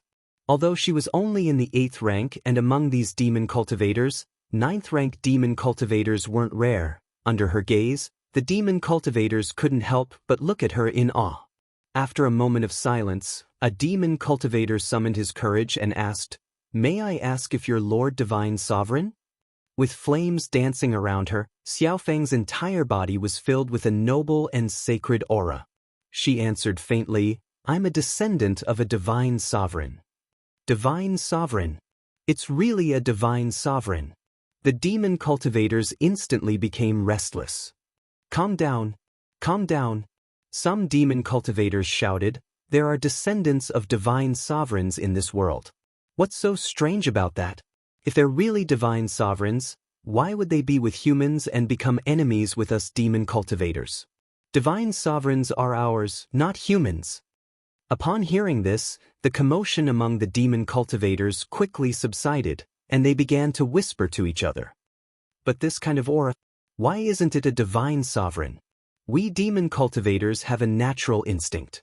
It's impossible for us to mistake a divine sovereign. That's true, but what Big Brother Wu said makes sense. How could a divine sovereign ignore us and stand on the human side? That's right. In my opinion, these humans used some unknown method to steal the aura left behind by a divine sovereign. That's why, impossible. If there's really a divine sovereign aura left behind, why didn't we demon cultivators know about it and let the humans take advantage of it? They don't have 1 or 2 types of divine sovereign aura, but 4. What's the reason for such a coincidence? If it's not a coincidence, it means that they're scheming and harboring evil intentions. Could it be that they're from Shumi-Si? Shumi-Si's sovereign bloodline claims to be the descendants of divine sovereign Qilin. With them, doesn't that make all the 5 spiritual divine sovereigns? So that's how it is. This time, Shumi-Si instigated a war with the Si clan because they have ulterior motives. Then what's with these divine sovereign auras? What's with this Lord Divine Sovereign? This can't be faked. The dozen or so demon cultivators couldn't keep calm anymore. As soon as little Feng appeared, they started to quarrel among themselves. Lord Taoist Lingxi looked at them in surprise and whispered, "Junior Martial Sister Qingwei, look. Since little Feng came, it means Senior Martial Brother is safe," Mo Tiange replied. "It's best if these demon cultivators are in a mess without fighting." Fellow Taoist Lao He, their leader, isn't easy to deal with. Back then, he had 2 companions who came out of the Sea of Immortals with us. One of them had a cultivation level not lower than his. Since Lao He has advanced to the 10th rank, I'm afraid that person is also. Mo Tiange paused and continued. It turns out they invaded south because they got into trouble with Shumi-Si. Now I have an idea. She turned her wrist, and a palm-sized, glowing shell appeared in her hand. The shell seemed to have endless spiritual aura and some mysterious spells. Mo Tiange picked it up and blew it gently. A wonderful whining sound that seemed to come from the depths of the soul spread throughout the whole sea area. As soon as this sound was heard, the demon cultivators stopped arguing. After a long time, a demon cultivator shouted, "They really are from Shumi-Si." As soon as he said that, the demon cultivators, no longer afraid of little Feng, the descendant of a divine lord, swarmed over. Junior Martial Sister Qingwei. Lord Taoist Lingxi didn't know what to say about this change. "We'll have to fight sooner or later. Let's kill them first." After saying that, she used the great heavenly thunder spell, and a lightning net fell from the sky. In an instant, the island was in chaos as humans and demons fought fiercely. At the edge of the South Sea, tens of thousands of Sea clan troops were ready for battle. The leader was Xian Miao, the 3rd princess of the South Sea. She no longer looked like Jin Jing in the Sixtao Palace.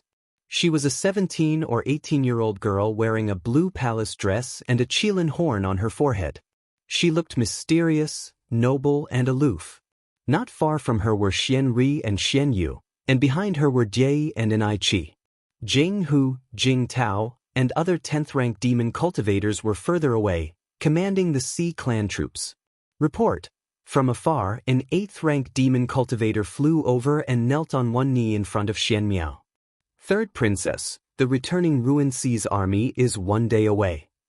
Xian Miao narrowed her eyes and asked in a deep voice, "How many are above 8th rank?" "Third princess, according to the scouts, there are 9 10th rank, more than 29th rank, and about 50 to 68th rank. Hearing this number, Jie behind Xian Miao said softly, "More than half of the returning Ruin Sea's high-level demon cultivators are here. It seems they're determined to teach us a lesson this time." Xian Miao laughed mockingly. "They want to teach us a lesson this way? The returning Ruin Sea is looking down on us too much. We don't have fewer high-level demon cultivators than them, but they're still waiting for us to exhaust ourselves. They're really not smart enough." "Of course." Jie's expression was cold, but her words were respectful. "They're just ordinary demon cultivators. How can they compare to the noble bloodline of the sovereign? Besides, third princess is a real divine lord now." Xian Miao was smiling, but her smile suddenly froze and she took out a shell from her bosom. This shell glowed and was surrounded by spirit energy. At this moment, it vibrated inexplicably and gave off a humming sound. Report, another 8th-rank demon cultivator flew over and knelt in front of Xian Miao. "Third princess, a group of humans has stalled about half of the demon cultivators. They have the aura of the other 4 spirits. The returning Ruin Sea's army has stopped ahead." "It's them?" Third princess pondered for a moment and raised her hand. "Send my order, The army is to move out and attack the enemy. Chapter 667. A towering ancient tree appeared in midair as if it was real. Lord Taoist Lingxi stepped out of it, his eyes emotionless. He stretched out his hand and waved it gently. An ancient tree suddenly fell down, blocking a beast cultivator's giant waves technique. There were more and more beast cultivators around them. At first, the sea beast army only sent these beast cultivators to stop them, and the sea beasts went forward as usual. Later, because they couldn't kill them and were stalled by them, many beast cultivators turned back, wanting to kill them all. Their side was in a good situation. There weren't many reinforcements. On Qin Shi and Jing Xingji's side, many beast cultivators rushed towards them. Mo Tiange was a little anxious and regretted taking out the token of Xumi Si just now. How could these beast cultivators recognize the token of the sovereign of Xumi Si? When she found out these beast cultivators had discord with Xumi Si, she wanted to use the token the third princess gave her to call for help, but she didn't expect these beast cultivators to be so familiar with Xumi Si that they even recognized this kind of token. In other words, Xumi Si and Returning Ruins Si had been fighting for a long time? The nascent soul cultivator guarding the island only said the sea wasn't calm and there were beast cultivators coming and going from time to time, but he didn't know the relationship between the two seas had reached this point. Junior Marshal Sister Qingwei. Lord Taoist Lingxi's voice rang in her ears. Let's meet up with Senior Marshal Brother Shoujing as soon as possible. Hearing this, Mo Tiange immediately calmed down. Fluctuating emotions had no effect on breaking out of the encirclement. Besides, what was the use of temporarily delaying them? Qin Shi, Jing Xingji, and the others had already started fighting. If the beast cultivators saw them, they wouldn't let them go. You guys go in front, I'll cover. Although they had a lot of people, their strength wasn't equal. The 4 spirit beasts were all in the 8th rank. They cultivated slowly, so their strength didn't grow fast. Lord Taoist Lingxi's strength wasn't bad, but he was still in the early stage. Madam, don't worry, Xiaofeng said. Master can still hold on for the time being. I understand. Let's go, don't delay. She turned her gaze. Wushang, you and Senior Marshal Brother Lingxi go in front. Nie Wushang didn't say anything. She nodded and punched the 8th rank beast cultivator in front, tearing their formation apart. Dao Lord Lingxi followed closely behind. He had a gentle personality and cultivated a wood attribute cultivation technique. However, his combat style was straightforward and even a little violent. Even if a level 9 demonic cultivator stood in front of him, he would still attack with all his might even at the risk of both sides being injured. These beast cultivators didn't dare to fight with all because they were frightened at first and didn't dare to fight with all they had. Seeing them trying to escape, the beast cultivators stirred and formed a formation they didn't dare to fight with. Liamo and an I, and they saw. They, and bye, dares they, as they, and they, and. However, the box suddenly stopped halfway and opened. The few demon cultivators were startled. Instinctively, they struck first to gain the upper hand, striking at the box. Unexpectedly, when the box was opened, it was empty. There was only a mysterious aura that seemed to contain all things. No matter what it was, it could be thrown into the box, but it also seemed to be able to destroy all things. Anything that came into contact with it would disappear. With a chi sound, the black longsword and the spikes on the box seemed to have hit something. They melted at a speed visible to the naked eye. The beast cultivators controlling the 2 magic weapons screamed as if they were seriously injured. What's this? 2 natal magic weapons were melted and destroyed in just one encounter. It was too terrifying. Natal magic weapons were connected to their masters' minds. If the magic weapons were destroyed, their masters would be injured. Not only would they die on the spot, but their cultivation levels would also drop. For a moment, the beast cultivators were afraid to run away. If their magic weapons were only injured, they could slowly recover, but why did they melt directly? Could they refine them again? Or could they not be saved? As soon as the chaotic heavenly box appeared, It stunned them. Emotienga took the opportunity to shout, "Go!" Without hesitation, Nye Wushang turned into an escape light and flew away, followed by Lord Taoist Lingxi and the 4 spirit beasts. When they all got out of the encirclement, Emotienga also fled. Fearing the chaotic heavenly box, the beast cultivators didn't dare to stop her and just surrounded her from a distance. Right at that moment, a white escape light flew over. The white escape light was extremely fast. In a flash, it arrived in front of her. Emotienga's speed was hindered by many beast cultivators, so she was soon blocked. When the escape light dissipated, a woman in white stood in the air and looked at Emotienga calmly. "Fellow Taoist, how have you been?" Emotienga was stunned. "You are? What? Don't you recognize me?" The woman in white smiled. Compared to the beast cultivators around her, her transformation was very perfect. Not only did she not look like a beast, but she was also dignified and elegant, surpassing many human women. "You're right. When we first met, I hadn't experienced heavenly tribulation, so I didn't know how to transform, so it was inevitable that I was a bit ugly." She smiled, making people feel like they were bathing in a spring breeze, but her hands were faintly flashing with lightning. A figure emerged in Emotienga's mind, and she said slowly, "You, fellow Taoist old Bai?" The woman in white nodded with a smile. "I'm Bailing. How should I address you?" "My surname is Mo, and my Taoist name is Qingwei." Emotienga wasn't in the mood to chat with her, so she went straight to the point. "Fellow Taoist Bai, why are you blocking my way?" "Do you have to ask fellow Taoist Mo?" Bailing's gaze swept over the chaotic heavenly box floating in front of her, and fear flashed in her eyes. "As a human, what are you doing in my sea race's territory?" Upon hearing this, Emotienga couldn't help but smile mockingly. Fellow Taoist Bai's words are strange. The sea race lives in the sea, but the islands in the sea are inhabited by humans. Since ancient times, humans have lived on the islands. When did the sea race become your sea race's territory? Besides, I haven't seen you beast cultivators leave the continent, so why can't you let humans set foot on the sea? Bailing frowned, but in the next moment, the great 10th rank beast's momentum suddenly pressed down. "So you're saying you don't want to leave?" Emotienga said faintly, "We have no intention of getting involved in the sea race's dispute.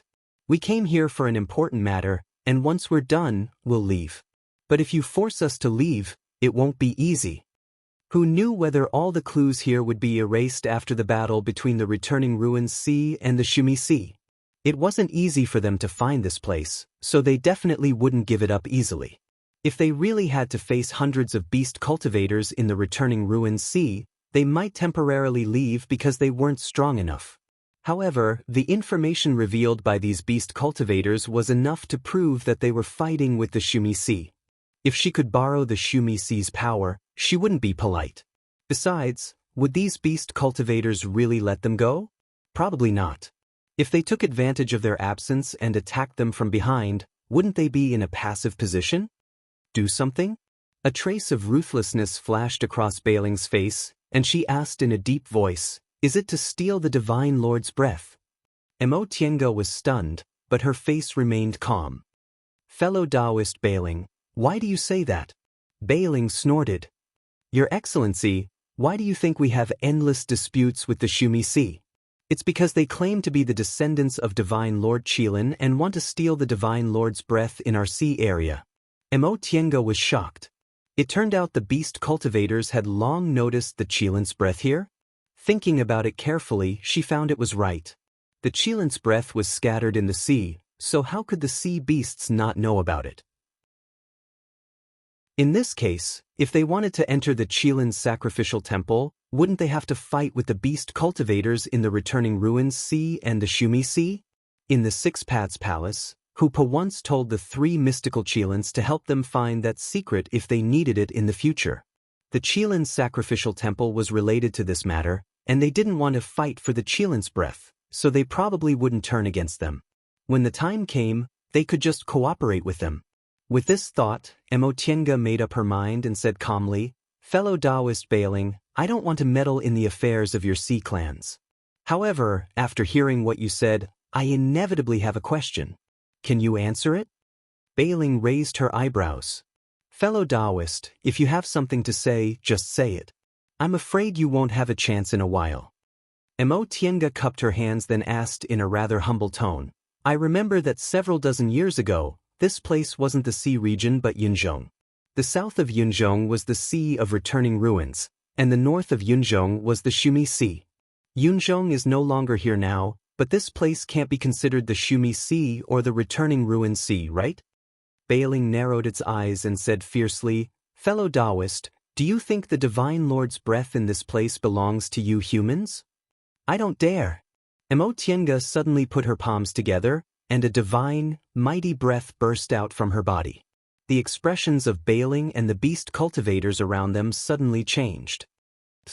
Divine Lord Qilin, Mo Tienga smiled and put down her hands. Lord Taoist Bailing, to be honest, my breath is a gift from a senior Divine Lord. For us humans, the Divine Lord's breath is indeed very powerful, but it can't change our physiques and evolve into a higher bloodline like you can. For me, the Qilin's breath is enough. I'm not interested in what you guys are fighting over. Hearing what she said, Bailing didn't say anything for a long time. This group of people was indeed difficult to deal with. They originally planned to kill them in one go, but they didn't expect that they still couldn't kill them until now. Instead, most of the 8th rank beast cultivators were stalled, which would be fatal for their upcoming decisive battle. Therefore, the army stopped and planned to kill these humans in one go. But if that was the case, it seemed that they didn't have a reason to be enemies. Don't believe her. Many beast cultivators stared at Mo Tienga with hostility. One of them shouted, humans are the most cunning. Besides, she just disabled Changba and Old Shrimp. We can't let her go. As soon as the beast cultivator finished speaking, someone immediately echoed, yes, we can't let her go. Her magic weapon is so terrifying. What if we sneak attack from behind? The crowd was so angry that Bailing didn't know what to say for a while. She sighed and spread her hands. Lightning formed a ball with flowing light and a mysterious breath. Sorry, we can't trust humans. Chapter 668. Mo Tienga sighed inwardly. She didn't expect the beast cultivators to let her go on their own. She only hoped to move Whitey with her words and buy some time for Qin Shi and the others to meet up and come to save her. Now it seemed she didn't succeed. Just now, they had 7 nascent soul cultivators and a puppet, so they could deal with those beast cultivators. Now, she was the only one left. Even with the chaotic heaven transformation box, it would be difficult for her to face the siege of more than 10 beast cultivators, not to mention a 10th rank beast cultivator. The only thing she could do now was to kill her way out. She would do her best and leave the rest to heaven. If she really died here, it would be because she didn't have enough opportunities in this life to become an immortal. In her next life, she would come again. In an instant, she made up her mind, and her whole body emitted a piercingly cold killing intent. This killing intent made Whitey look at her. She originally didn't take human beings seriously, even if this human was the only person in the world who had gone through the nascent soul heavenly tribulation. She was an ancient beast cultivator who lived in the distant past space. In ancient times, nascent soul heavenly tribulation was very common. In her eyes, this human cultivator was just an ordinary nascent soul cultivator. However, this killing intent and that strange magic weapon made her feel that this human wasn't easy to deal with. Mo Tienga shook her sleeves, and an abundant spiritual aura filled her body. The chaotic heaven transformation box had disappeared. In front of Whitey, the lightning ball was white, then cyan, then purple, and finally golden. In just a short time, it directly evolved from white lightning to golden lightning. Seeing this scene, Mo Tienga's pupils shrank slightly. She also played with thunder spells, so how could she not know how rare golden lightning was? Except for herself, she hadn't seen anyone successfully cultivate golden lightning. Besides, she took advantage of the lightning from the heavenly tribulation. Otherwise, even if she practiced the great heavenly thunder spell, she might never see golden lightning in her life. That year in the Sea of Returning Ruins, The thunder spell this fellow Taoist by cast wasn't golden lightning, right? Did she hide her strength, or did she cultivate it later? Or was it cut from the heavenly tribulation like her? Either way, it wouldn't be easy to deal with. Waving the heaven and earth fan, the azure dragon holding lightning was the first to attack. Bai Ling sneered. She waved her sleeves and the thunderball in front of her flew out. The method of refining the heaven and earth fan was to integrate formations into tools and use formations to control tools. In order to cooperate with the cultivation technique Mo Tiange cultivated, the materials used were all of the 5 elements. It wasn't like ordinary magic weapons that focused on one of the 5 elements. Therefore, objects of the 5 elements could be transformed from it. However, because of the limitation of her cultivation level at first, the heaven and earth fan could only summon some flowers, birds, and phantoms of mountains and rivers. Later, when her cultivation level was higher and she nurtured it, it could summon the killing moves of the 5 elements.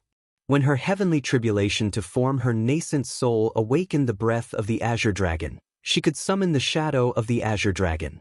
The azure dragon shadow was different from Qin Shi's vermilion bird bow and Jing Xingji's white tiger slash. It was just that the 2 of them cultivated killing moves, so they had more destructive power than hers. The azure dragon shadow, on the other hand, mainly focused on defense and protection, so it was relatively gentle. However, this did not mean that the shadow of the azure dragon could not attack. It had its own unique attack method. The 2 kinds of golden thunderbolts collided. Bai Ling's golden thunderbolt was more powerful. With a puff sound, it was about to swallow Mo Tiange's small golden thunderbolt. Bai Ling smiled and looked at Mo Tiange leisurely. I don't know where fellow Taoist cultivated the golden thunderbolt, but I'm afraid fellow Taoist hasn't cultivated it to perfection. Before she could finish speaking, she suddenly heard a loud roar. The azure dragon, which was holding the golden thunderbolt in its mouth, bit a piece of Bai Ling's golden thunderbolt and swallowed it in one gulp. Bai Ling's expression suddenly changed. Mo Tiange couldn't help but laugh. Sorry, my great heavenly thunder spell isn't perfect, but the azure dragon's breath isn't fake. Bai Ling's eyes were fierce. She no longer talked to Mo Tiange. She made a hand seal and silently operated the art to manipulate the golden thunderbolt. The pressure on Mo Tiange suddenly increased. A great 10th rank monster wasn't fake. Moreover, this was a monster cultivator from the distant past era. However, she could only clench her teeth and hold on. There were more than 10 monster cultivators around her. Once she showed signs of being defeated, they would rush to her. Moreover, there was only a puppet guarding her. Bai Ling's advantage was her cultivation level. She had the strength of a 10th rank monster, so the golden thunderbolt she could manipulate was stronger than Mo Tiange's. But she also had an advantage. In addition to the golden thunderbolt, she also had the azure dragon. The golden thunderbolt was dead, but the azure dragon was alive. She closed her eyes. The heaven and earth fan floated in front of her. She silently mobilized the azure dragon's breath in the fan and slowly stimulated the azure dragon's shadow. Bai Ling seemed to feel the azure dragon was slowly becoming stronger. She snorted coldly and suddenly turned into 3 golden rays, shooting them towards Mo Tiange. Mo Tiange opened her eyes and stared coldly at Bai Ling. This was bullying her because her cultivation level wasn't high enough and she couldn't be distracted during the wrestling. The golden rays arrived in an instant. The puppet beside her suddenly took a step forward and slashed down with the Fusheng sword. Chi, chi, chi, the golden rays hit the Fusheng sword and were all blocked. The puppet, however, suddenly lost its strength and fell down. Bai Ling chuckled. You don't even have a helper now. There are so many beast cultivators here. Can you beat them? Mo Tiange snorted but didn't answer. It seemed she didn't care at all. In fact, her heart was extremely heavy. There were more than 10 beast cultivators and one of them was a 10th rank great beast. How could she escape the encirclement by herself? She couldn't help but look into the distance. Unfortunately, she didn't see the flight light flying towards her. Bai Ling noticed it and her smile became even sweeter. Is that your husband? Unfortunately, he can't come. Old Hay is over there. It's good enough that he can protect himself. Peh. Emotienga showed an extremely confident smile. Protect myself? Fellow Taoist Bai seems to think too highly of you beast cultivators. You're fighting with the sea of returning ruins, right? I'm afraid that when the time comes, the 8th rank and above beast cultivators will suffer heavy losses and won't be able to fight anymore. Naive. Bai Ling felt ridiculous. Just as she was about to mock her, her smile suddenly stopped and she showed an extremely surprised expression. You. Behind her, an ice crystal-like box appeared silently and an invisible aura wrapped around her arm. The aura of the primal chaos was invisible and invisible. Bai Ling had been guarding against the chaotic heavenly box for a long time, but she didn't expect this magic weapon to be so terrifying. With a pained expression, she waved her hand and chopped off her right arm. Then she moved in a flash. As soon as she moved, the golden lightning, which was no longer under her control, was swallowed by Azure Dragon. Bai Ling spat out a mouthful of blood and glared at Emotienga. Naive?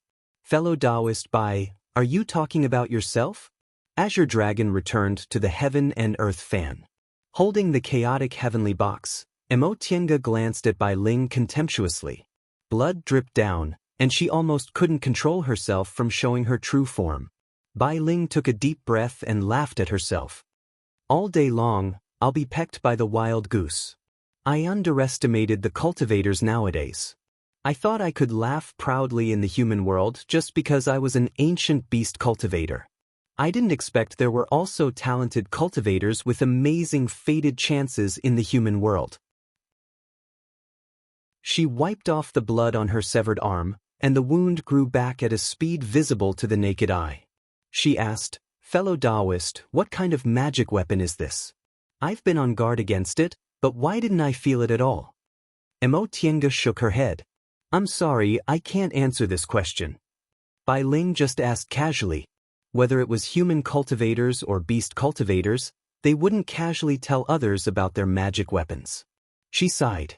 I originally wanted to give fellow Taoist a quick death, but unfortunately, fellow Taoist is too capable.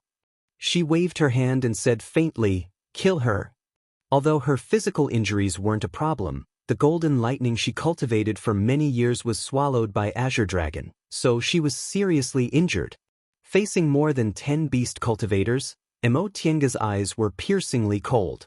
She wasn't afraid at all. At this time, fear had no effect, it would only speed up her own death. Azure Dragon appeared again. After swallowing Bai Ling's golden lightning, its strength had greatly increased. Upon realizing this, Emotienga even wanted to thank Bai Ling. Aside from heavenly tribulation, golden lightning was almost nowhere to be found. She could only rely on herself to cultivate bit by bit. Bai Ling's golden lightning had been cultivated for many years, so it was much stronger than hers. The beast cultivators were already approaching. Emotienga waved her sleeves, and Azure Dragon continuously spat golden lightning, which turned into a lightning pillar and smashed down, turning the area several miles around them into a world of lightning. Emotienga's silhouette was reflected in the lightning. Her sleeves fluttered like a phantom, but her voice was clearly heard. Everyone, if you want to take my life, you'll have to gamble with your own lives. Qin's heart suddenly skipped a beat. He instinctively turned his head and saw a sea of golden lightning suddenly appearing in the sea breeze not far away. Tinga? His face was pale. He spread his sword formation and rushed over there. Jing Xingji, who had already met up with them, shouted, What are you doing? Tienga, it's dangerous. He only uttered these 3 words before he rushed over. When the beast cultivators in front of him blocked his way, he attacked without hesitation. A vast sea of swords pressed down. No matter what kind of magic weapon or spell it was, it couldn't withstand its sharpness. A pitch-black, 2-winged beast cultivator blocked his way, and a huge swamp quietly appeared. She took a deep breath and calmed himself down. This was a 10th rank beast cultivator. If he wanted to break through his obstruction, he had to go all out. The sword formation around him changed. 8 became 4, 4 became 2, 2 became 1. In an instant, thousands upon thousands of sword lights merged into a sword that was burning with flames and had a vague flickering shadow of a vermilion bird. When he was in the foundation building realm, the three-yang real fire sword was only a powerful flying sword. After he formed his gold core, the three-yang real fire sword could turn into a sword formation and seize people with its momentum. When he was in the nascent soul realm, he could refine the sword formation into one sword again. This sword gathered the sword formation's power and formed an overwhelming momentum. The three-yang real fire sword slashed diagonally, directly aiming at Old Black, regardless of the swamp under his feet. It was a sword without any fancy moves, but it had an irresistible momentum. Under this kind of momentum, Old Black didn't dare to underestimate it. The swamp instantly rose and covered the sword light. Roar! With a sharp and clear sound, a white tiger suddenly appeared and pounced on Old Black. Jing Xingji raised his sword and stood in front of it. Go! Qin Shi was stunned, but he soon nodded. Thank you. He put away the three-yang real fire sword, then flew towards Mo Tiange. At that moment, on a white cloud very close to them, two young men were either sitting or lying down. One of them was wearing a dark blue Taoist robe embroidered with gold and had handsome features, while the other was wearing a simple white robe and looked delicate and otherworldly. The battle below was extremely lively, but they were lazily playing chess, only glancing at each other from time to time. Phew! The blue-robed young man covered his mouth and yawned. Aling, aren't you going to help?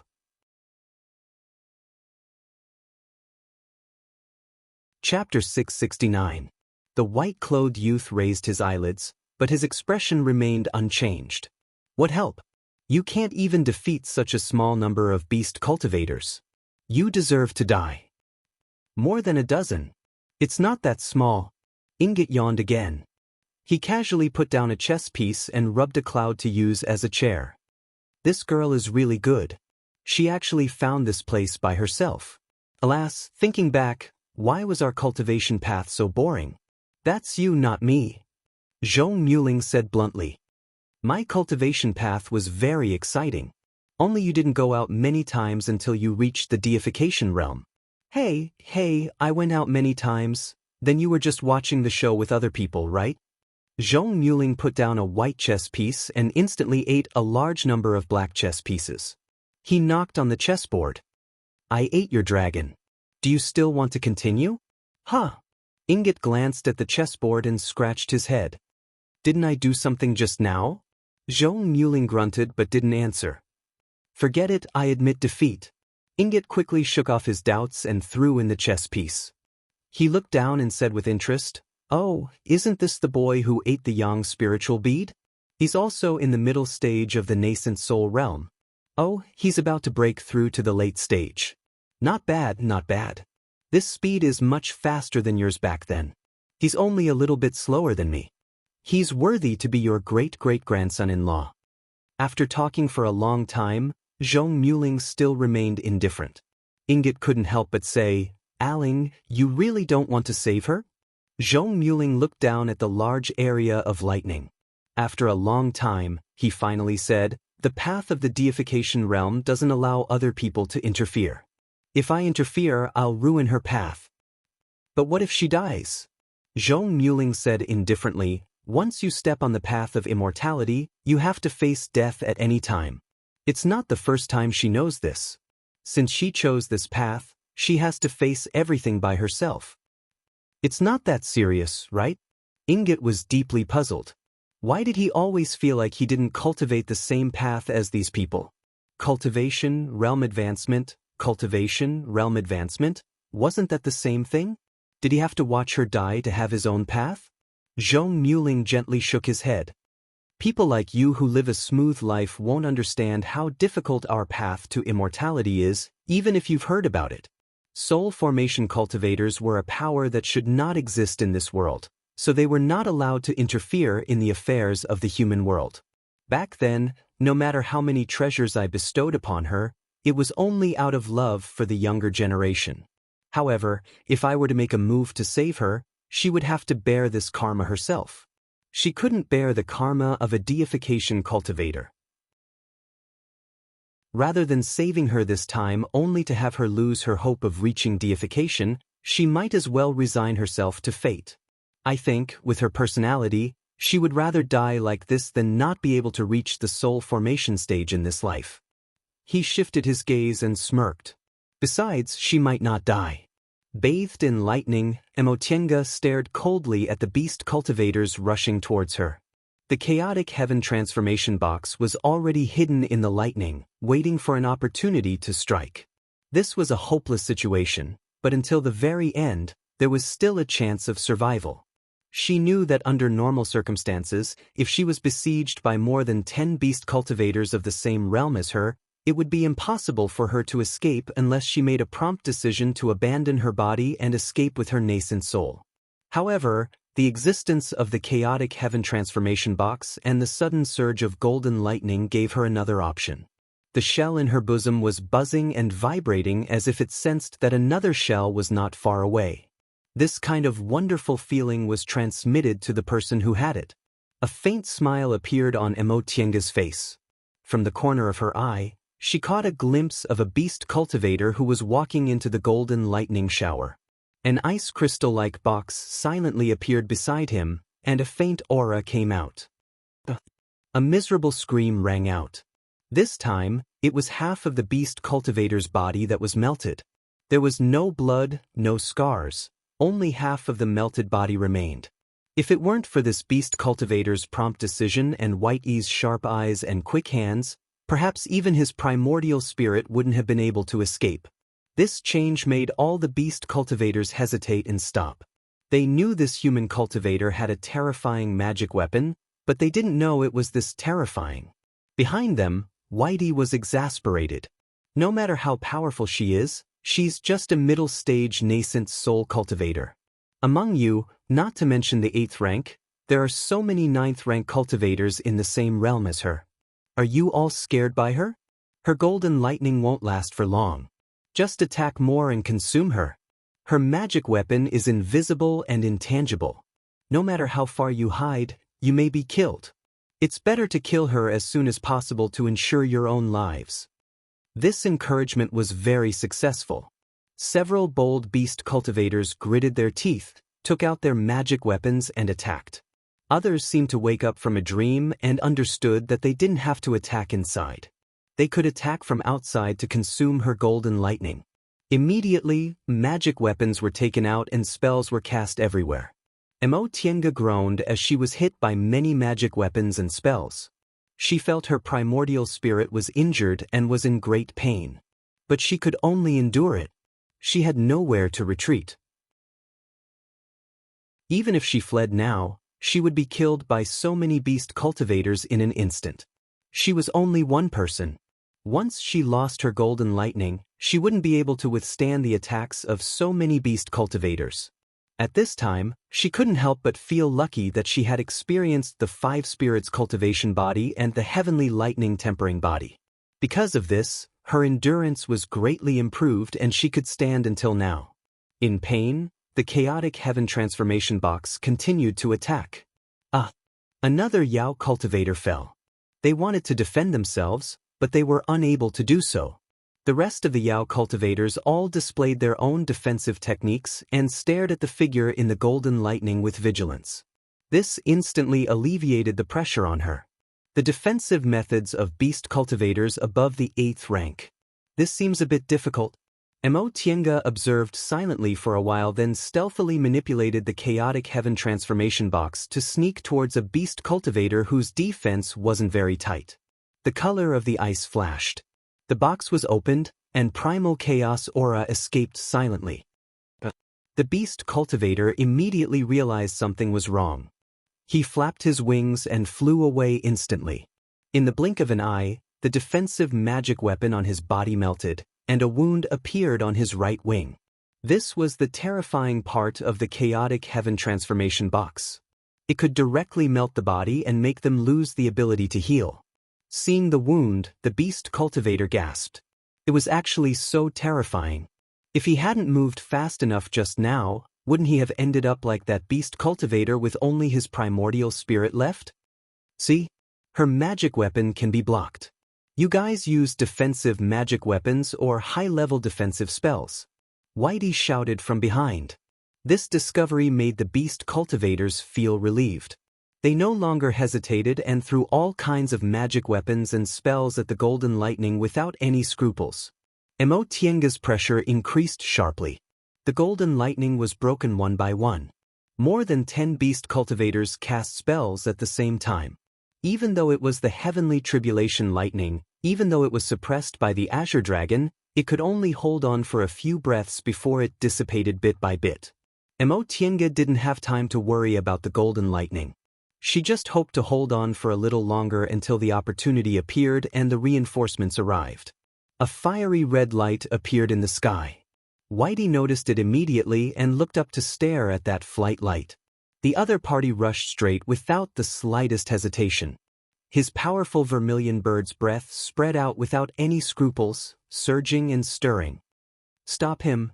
Whitey shouted when he realized that the other party was coming for them.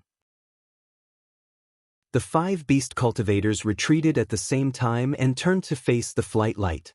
While flying rapidly, that person's sword light was already raised. The vermilion bird's breath flew wantonly, and the vermilion bird's flames carried destructive momentum and pressed down. The 5 beast cultivators went to meet him one after another, giving him an opportunity to take advantage of. He sent the 2 in front flying with lightning speed and forced the 3 in the back to retreat with his powerful vermilion bird's breath, buying himself a little time to rush into the golden lightning. Mo Tienga had already seen him. She saw him rushing in at the risk of getting injured and rushing to her side.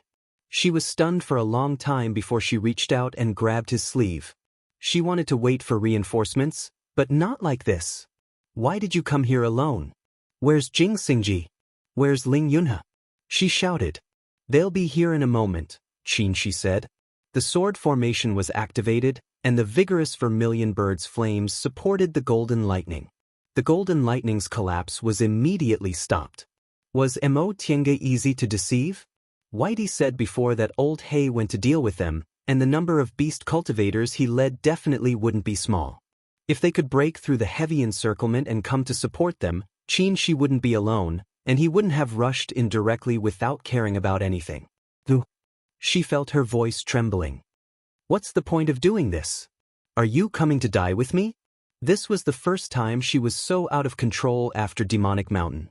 Their love had never been shallow, but it had always been restrained. Cultivators who aimed at longevity faced a long life, a long lifespan, and a path full of thorns. In this process, their feelings were always inadvertently consumed. If they were too unscrupulous and squandered their feelings early, they would face the end of their love withering and flying away. Therefore, they had always been very rational and loved seriously. They would never hurt each other easily or burn their feelings wantonly. They kept moving forward at the same pace and filled their feelings with more things, such as ideals, goals, friendship. They were very successful.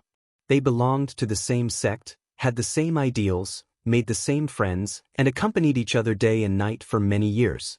Even their preferences and habits became the same. They didn't need to say a word to know each other's thoughts, as if they were another version of themselves. However, it was inevitable that such interactions would gradually become dull. They would always feel that even though they would unhesitatingly trust each other, even though they would do everything they could for each other, they would still have to weigh the pros and cons of any situation and place their rationality at the forefront.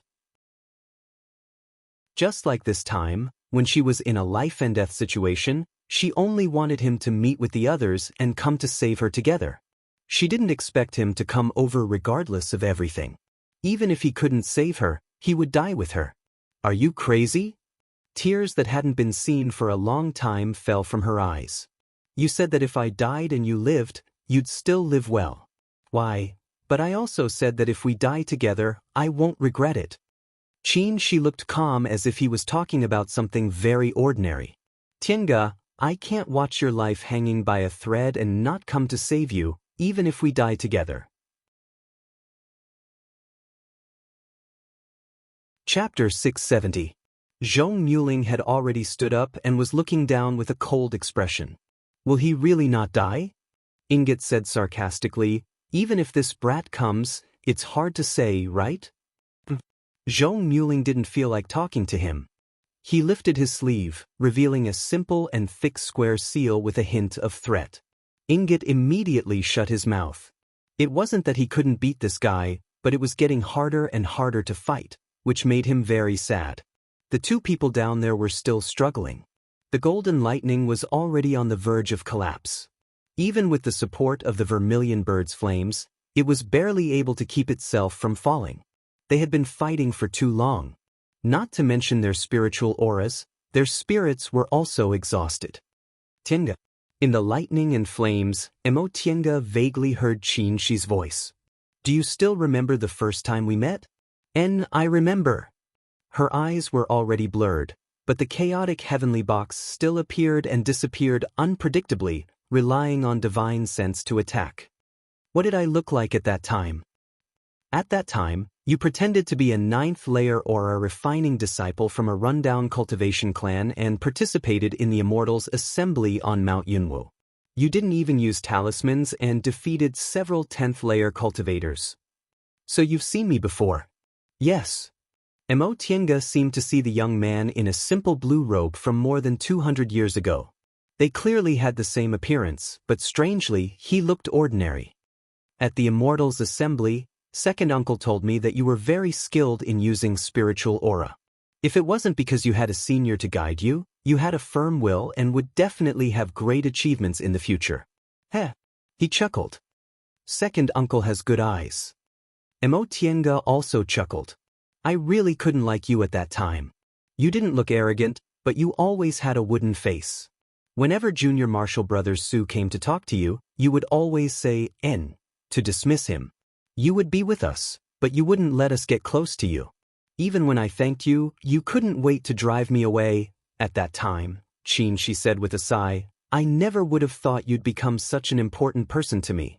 I just thought, as it turns out, this is that girl who doesn't know what's good for her. She didn't want to be an elite disciple of Xianqing School and ran to be a common disciple of a small cultivation group like this. She even wanted to go to the Immortals' assembly and fight to the death. Ah! Tienga couldn't help but laugh. She then asked, if second uncle and I went back to Xianqing School at that time, how would you arrange things for me? He pretended to ponder and said, most likely, he'll accept you as his disciple and throw you to senior martial brother Xianing. Tienga let out an ah, then she smiled at him. In that case, I actually missed a master. What a pity. No, it's not a pity at all. The smile on Qinshi's face carried even more of a sigh. At that time, there was only the great Tao in my heart. If I had taken you as my disciple, I wouldn't have kept you on my mind all the time, and I wouldn't have become your senior martial brother Qin. I also wouldn't have been teased by the two deification realm seniors, and I definitely wouldn't have developed a mental barrier because of you. If everything hadn't started, we wouldn't be where we are today. He wasn't a pedophile. If he had met her in the beginning when she was still a little girl, he would have put her in the position of a junior and wouldn't have had any romantic thoughts. If we missed each other like that, the two of us in that world might never realize it and wouldn't know what regret it was. But today, I'm still glad that this series of freak accidents allowed us to have each other. Tienga didn't say anything for a long time. The corners of her eyes were slightly wet, but she still had a smile on her face. I never knew you could talk so well. You made me feel like it wasn't enough, that no matter how much I had, it wouldn't be enough. She straightened her back and her gaze became fierce. We have to live. That way we'll have a future, a very, very long future. She smiled. He suddenly bent down and kissed her. But live together. The golden lightning dimmed, but they still had the heaven and earth fan in their hands, the chaotic heavenly transformation box waiting for an opportunity to attack, the three yang real fire sword, the yang spiritual bead, and the vermilion bird bow. They were far from being resigned to their fates. The two people's sudden desire to live made Bai Ling bite her handkerchief bitterly. Their momentum had weakened, so why did they suddenly become so spirited? While she was thinking about this, she saw that in the golden lightning and flames, the male human cultivator took out a simple and unadorned longbow from somewhere. He slowly pulled the bowstring, and an arrow made of flames slowly took shape on the bow. Bai Ling was dumbfounded because of the powerful aura and the familiar shape. When that human cultivator aimed at her, she finally shouted as if she was scared out of her wits, "Vermilion bird bow! Quickly retreat!" The vermilion bird bow. It was actually the vermilion bird bow, Ice Palace's cornerstone treasure. She grew up in Ice Palace, so she knew this legendary cornerstone treasure very well. The disciples of Ice Palace who practiced the ice and fire arts and held the vermilion bird bow were always the best among cultivators in the same realm. Some of them could even fight those in a higher realm than them. Unfortunately, it was too late. The vermilion bird bow ignited the vermilion bird's flames and drew a long arc in the air. With a clear cry, the vermilion bird appeared. Everything that stood in my way would be scorched. The beast cultivators who couldn't retreat in time were penetrated by the vermilion bird's flames. Even their primordial spirits couldn't escape before they lost their lives and fell from the sky. Taking advantage of the chaos, a beautiful ice crystal appeared in the midst of the demon cultivators. With a muffled explosion, that wondrous aura spread out in a large area, melting everything and melting everything.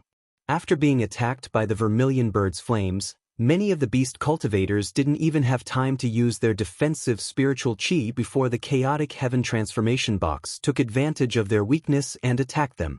After 2 waves of attacks, only half of the beast cultivators were still standing safely outside of the attack range. Bai Ling was furious. If she had known that this human had the vermilion bird bow, she would never have let him have the chance to use it. However, it was too late now. In just a few seconds, they had lost 7 or 8 beast cultivators. The vermilion bird bow is too powerful. I don't believe you can use it a second time. Bai Ling struggled to stand up and planned to fight even though she was injured. But right at this moment, not far away, a rank 8 demon cultivator rushed over and cried out, Elder Bai, Shumi Hai is charging over." Bai Ling felt dizzy. She glared at the 2 of them angrily, but in the end, she just gritted her teeth and ordered, "Go!" The beast cultivators left very quickly. In just a while, they all retreated. After a while, Jing Xingji and the others arrived. After a hard battle, everyone was in a mess. Almost everyone was injured. Yi Fun and Lord Daoist Lingxi's injuries were slightly heavier. It could be seen that the intensity of the battle just now was no less than theirs. Senior Martial Brother Shoujing, Junior Martial Sister Qingwei. Seeing that they were still alive, Lord Daoist Lingxi was extremely excited. Just now, he almost thought it was too late. If the 3 of them left the mountain and none of them returned, he didn't know how sad his senior martial brothers and sisters would be, especially senior martial brother Jinghe. He seemed to be heartless, but in fact he loved his disciples the most. Everyone was very happy to see each other again. It was good that they could survive. After putting the spiritual beasts into her spiritual beast bracelet, Mo Tiange said, "It's not safe here. Follow me into the cracked space first." Everyone also knew that the beast cultivators retreated because a more powerful enemy was approaching. They'd better retreat to a safe place to avoid getting involved again. After summoning her spiritual bead and silently reciting the incantation, the group of people disappeared in midair and entered the virtual sky world. There really is a virtual sky world. Above the white cloud, Ingot took out a wine pot and a glass out of nowhere. He poured himself a drink and enjoyed it very much. His tone didn't contain any surprise, as if he already knew about this. Seeing that they were out of danger, Zhong Muling also smiled. "This girl is really like me."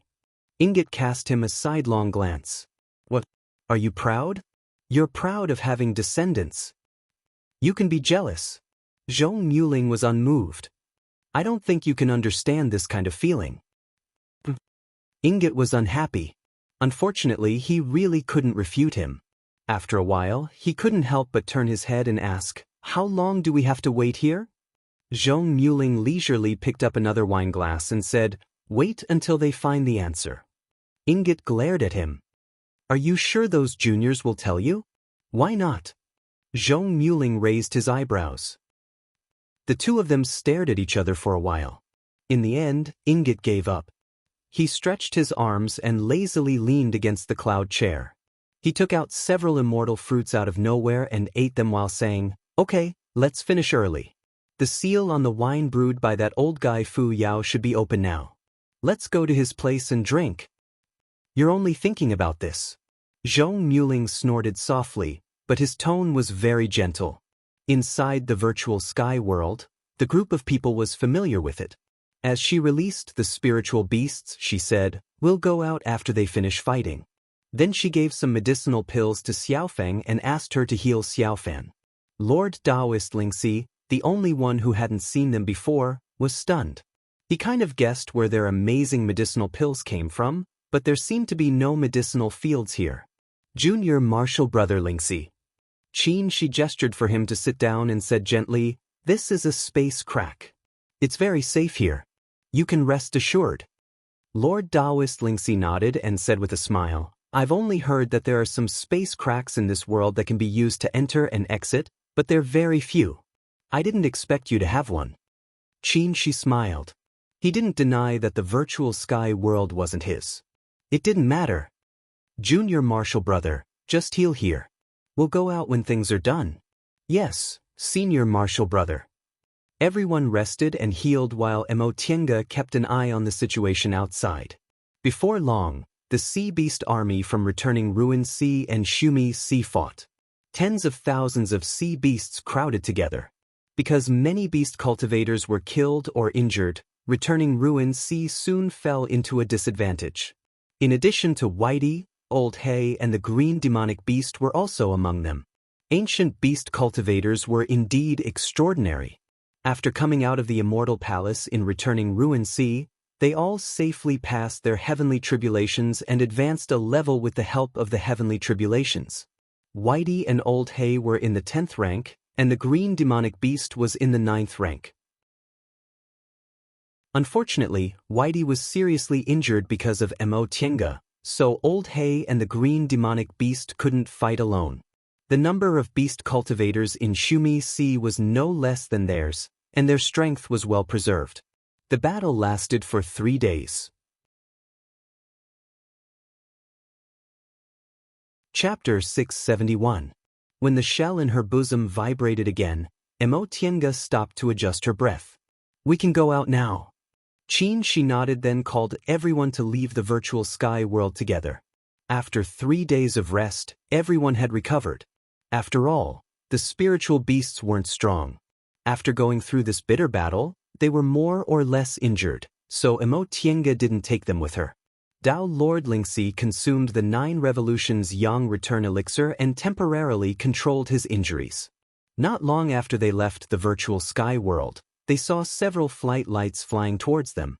When they arrived in front of them, the conveyance light dissipated, revealing 3 figures: Xian Miao in a blue palace dress, Xian Yu in black, and Enrich who looked honest but was actually cunning. "Fellow Taoist Mo, fellow Taoist Qin, long time no see." Xian Miao smiled at the two of them. "Long time no see. The third princess looks even more elegant than before." Mo Tiange smiled back, then nodded towards Xian Yu and Enrich. "Second prince, fellow Taoist Ni." Xian Yu and Enrich only faintly returned the greeting and didn't overstep Xian Miao in the slightest. This made Mo Tiange feel that Xian Miao's position as the monarch's successor had probably been stabilized. Both sides introduced themselves to each other and greeted each other. "Fellow Taoists, I already know why you've come. I'll tell you the truth. The Qilin sacrificial temple is in our hands. It is for this reason that the Shumi Sea and the returning Ruins Sea have fought for so many years. Otherwise, we would have never left the Shumi Sea after listening to Great Ancestors' warning." Third princess. Since Xian Miao was so frank, Mo Tiange also spoke with sincerity. "We indeed came for the Qilin sacrificial temple, but unlike what fellow Taoist Bailing thought, we didn't come to snatch the Qilin's relic. Other people might not understand this reason, but Third Princess is very clear about it. We've always kept in mind what Senior Hooper entrusted to us. We've already found the Azure Dragon, White Tiger, Vermilion Bird, and Black Tortoise temples. Now, there's only the Qilin left. Since the Qilin sacrificial temple is already in Third Princess's hands, I hope third princess will allow us to enter together. Xian Miao smiled and nodded. Fellow Taoist, don't worry. We don't dare to forget the words of the divine monarch and great ancestor. Fellow Taoist, feel free to enter the Qilin's sacrificial temple. We won't stop you. Upon seeing the confusion on her face, Mo Tiange said, Third princess, if you have something to say, please speak frankly. Xian Miao said, We did find the Qilin's sacrificial temple, but the entrance seems to be blocked. We haven't been able to enter, so we can't say whether we can enter or not. Mo Tiange was stunned. This matter couldn't be explained clearly, so Xian Miao straightforwardly said, Fellow Taoists, please follow me.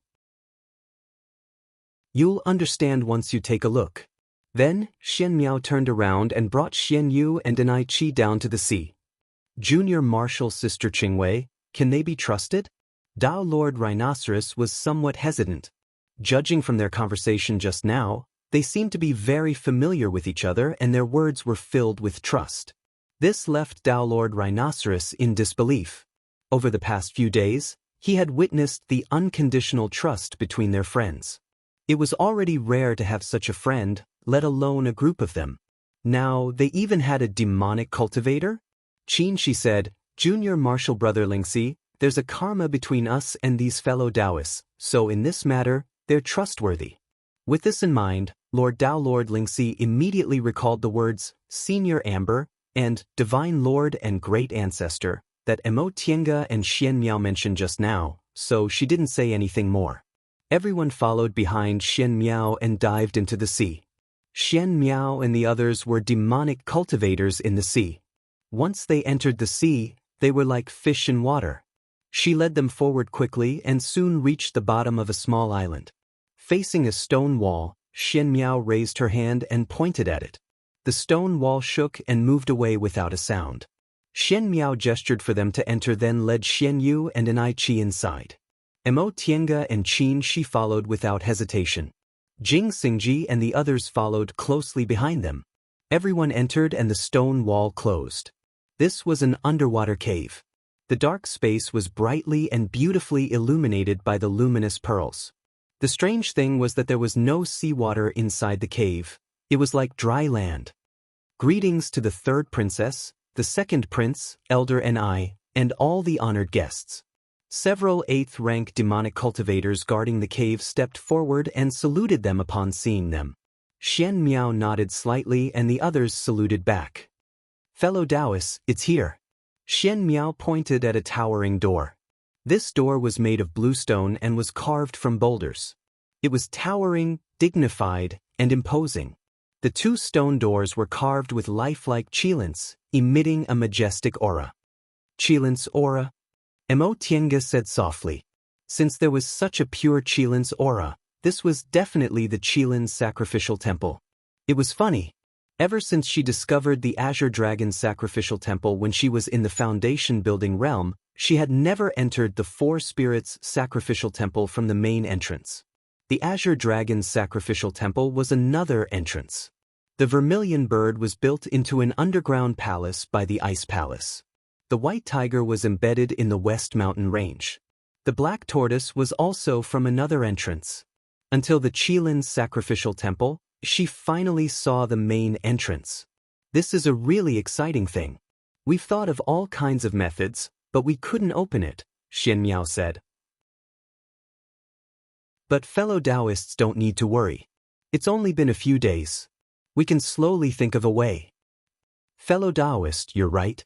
Mo Tiange was about to say something when the mighty Qilin's aura suddenly soared into the sky. It was as if something had rushed out of the sacrificial temple. Everyone was shocked. Such a strong Qilin's aura. What happened? Hee. A chuckle rang in everyone's ears. The voice seemed far but was actually close. It was as if it was right next to their ears. After waiting for so many years, someone finally came? A man's voice, which was neither loud nor deep, sounded leisurely and leisurely. Xian Miao's expression changed. She shouted, "Who are you? Come out quickly. Don't play tricks on us." "Little girl, don't be so hot-tempered," the man said. "Even your great-great-great-grandfather wouldn't talk to me like this." Xian Miao was stunned. For a moment, she couldn't understand the meaning of his words. Alas, young people nowadays, don't they know how to respect their elders? The man seemed to be talking to himself. His voice was obviously very young, but his tone was arrogant. May I ask which senior you are? She raised his voice and asked, Senior, since you've waited for so many years, you probably aren't playing tricks on us, right? The voice paused for a moment and said with a hint of a smile, Young people are indeed impatient. All right, I'll let you in. As soon as the voice finished speaking, the Qilin door seemed to be touched by something and slowly opened. The dozen or so people present looked at each other, but no one dared to step in. What? Don't you have the guts? The voice teased. Xian Miao clenched her teeth and took the lead to walk out. Miao Miao. Xian Yu was startled and called her. Xian Miao raised her head and said, This is the Qilin sacrificial temple. We're the descendants of Qilin. Don't tell me we don't dare to go in? After she said that, she flapped her clothes and steadily walked in. Xian Yu was stunned and sighed in disappointment. He finally knew why he was inferior to his third sister. Let's go, she said. With this senior strength, he doesn't need to do anything unnecessary to deal with us. He also walked in. A group of more than 10 cultivators silently walked into the Qilin sacrificial temple. The wide stone path was filled with the vigorous breath of Qilin, which made Mo Tienga deeply feel that although they were all divine beasts, the 5 spirits had extremely powerful strength. The Qilin's breath she obtained from the amber couldn't move at all under this kind of spiritual aura. The end of the stone path suddenly opened, and the Qilin main hall was in front of everyone. As soon as they approached, the door of the hall slowly opened, and a voice came from close at hand. Welcome, little friends. As soon as they entered the Qilin main hall, everyone was dumbfounded. The main hall was no different from the other worship temples. The only difference was that the statue of a majestic Qilin was in the position of the statue. The strange thing was that the side of the statue seemed to be connected to another space. There were no huge stone walls, but instead, there were green mountains, clear water, and gurgling water. There was a chess table next to the pool, and on top of it was a strange chess set with colorful patterns. Mo Tienga recognized at a glance that it was a formation diagram. Next to the chess table, a person was sitting on his knees with a gorgeous feathered spiritual bird in his hand. He was looking at them with a leisurely smile. This person looked young, no more than 30 years old. His eyebrows were very plain and couldn't be considered handsome, but his whole body was full of a kind of natural and unrestrained temperament. With just a glance, people would feel that he was extraordinary. But the most frightening thing was the breath on his body. It was like a deep abyss and calm sea, rising but not releasing. Senior is... Mo Tienga couldn't breathe. A deification cultivator? The person smiled and said leisurely, You're the junior Qi Ling? I have his breath on you. Qi Ling was Zhong Muling's Taoist name. Mo Tienga took a deep breath then bowed to greet him. Junior Mo Tienga greets Senior. Upon hearing what she said, the others also came to their senses and saluted one after another. Ling Yunhe, Lord Taoist Lingxi, and the others were especially excited. This was their first time seeing a legendary deification cultivator. Xianyue, Xuanmiao, and the others also saluted respectfully. First, it was because their respect for deification cultivators had nothing to do with the Zhong clan. Second, it was because this deification cultivator seemed to know their ancestor. No need to be so polite. The person smiled and stroked the bird next to his hand. After everyone stood up, Mo Tienga asked respectfully, May I know Senior's name and why you're in the Qilin sacrificial temple? The person let go of the bird in his hand, letting it fly away before answering, My name is Han Quan. I'm currently on duty in the Qilin sacrificial temple. This answer stunned Mo Tienga. On duty? Han Quan nodded with a smile. Correct. Since 10,000 years ago, there have been deification cultivators guarding the Qilin sacrificial temple. They take turns to be on duty every 1,000 years. Nie Wushang whispered, So, all the deification cultivators know what we've done? Her sharp reaction drew Han Quan's admiring gaze. You're not wrong to say that. His words shocked them. They all know? Does that mean people have already been to the other 4 spirits' sacrificial temples? If that's the case, why did they still get the divine beast's inheritance? Was it necessary for them to search for the truth? Xuanmiao was stunned for a long time. All of a sudden, she shouted excitedly, "That being the case, why didn't you go to my divine Lord Great Ancestor? You're deification cultivators, so you're much stronger than us. Why didn't you lend him a helping hand? Senior, you said you knew one of my ancestors, right? Could it be that he also didn't want to ask his own ancestor for help?" Chapter 672. After Xian Miao questioned him, Han Quan looked at her deeply and said, "Little girl, whether you believe it or not, we didn't know about this before. If you hadn't found that senior, we wouldn't have known there were divine beasts left from the distant past era in this world." Han Quan's answer stunned Xian Miao. "You even know about the sacrificial temple. How could you not know?" Han Quan waved his hand. "You're from the Qilin clan, so I'll let your ancestor explain these things to you." Xian Miao knew there were ancestors in her clan who broke through to the 10th rank, but that was only a family legend and had no proof. Moreover, for some reason after the breakthrough, these ancestors no longer stayed in the clan and disappeared from the world. Now, she had a chance to see them. Could it be that these ancestors had always been there, but they just didn't want to meet them? Just what kind of secret were these soul formation cultivators hiding by doing this? Han Quan didn't say anything more. A spiritual light gathered between his fingers, and he casually pointed to the side. A door emitting mist appeared. "Go in. You'll be able to see your ancestor once you go in." Huh. This kind of magical spell only existed in legends. Xian Miao regained her composure after a while and respectfully saluted Han Quan. "Senior, please forgive me if I offended you just now. Junior can't thank Senior enough for your kindness." Han Quan waved his hand carelessly. "Go in." Xian Miao led the beast cultivators to salute him again, then walked towards the door. The beast cultivators entered the door and disappeared. Han Quan waved his hand gently, and the door also disappeared. It looked like a transporting formation, but it was much more casual. The divine power of deification cultivators was too magical. "And you too." Han Quan's gaze fell on Emo Tienga and Qin Shi. He smiled faintly. "You two are old friends with the other two, so, Senior, do you also want to send us away?" Emo Tienga asked. Han Quan nodded. "Of course." Emo Tienga turned to look at him. "What about them?" Han Quan said, "Don't worry. Deification cultivators don't kill people. Since they're fated to meet me, it must be a fated chance."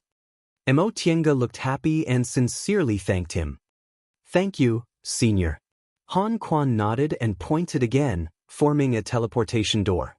Emo Tienga and Qin Shi stood up, bid farewell to the others and stepped through the door. The white light around them gathered and dispersed. In the blink of an eye, Emo Tienga and Qin Shi were already standing on the white clouds. "Yo, you're out? You're pretty fast." A slightly frivolous voice sounded in his ear. The two of them turned around and saw a young man sitting across from each other on the white cloud. The one who spoke was naturally Yuan Bao. He leaned against the cloud chair in a very rude manner and looked at Qin Shi with a grin. "Brat, how does it feel to be a human furnace?" Qin Shi was stunned. He recalled how he was deceived by Emo Tienga back then. He thought he really wanted to cultivate Emo Tienga into Emo Tienga's human furnace, and in the end, he struggled with this matter for several years. His face was slightly red and his voice was stiff. "Thank you for your kindness, Senior. You don't have to worry about this kind of thing." Seeing that Yuan Bao still wanted to tease him, Zhong Muling cleared his throat and gave him a warning look. Ingot raised his hand in surrender. Emo Tienga brushed her robes and knelt down. "Tienga greets Great Ancestor. After we parted that year, I finally see Great Ancestor again. I wonder if Great Ancestor has been well for more than 200 years? Zhong Muling nodded lightly.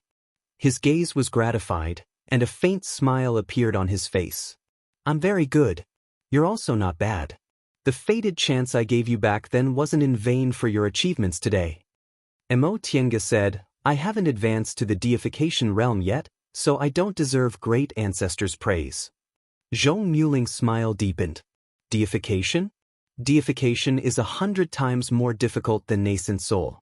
It's good that you have this ambition, but you mustn't be impatient. When I advanced to the deification realm, I was already more than 1,000 years old.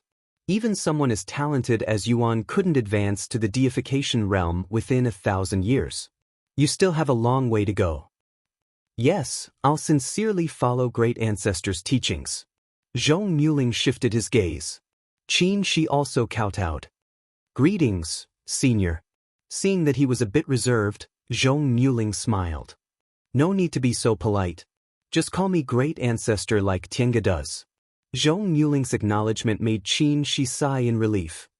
Yes, great ancestor. Sit down. Zhong Muling gently waved his hand. 2 cloud chairs floated beside the table. After bowing to the 2 of them again, the 2 of them finally stood up and sat down on the cloud chairs. You being able to reach this point is somewhat beyond my expectations, Zhong Muling said.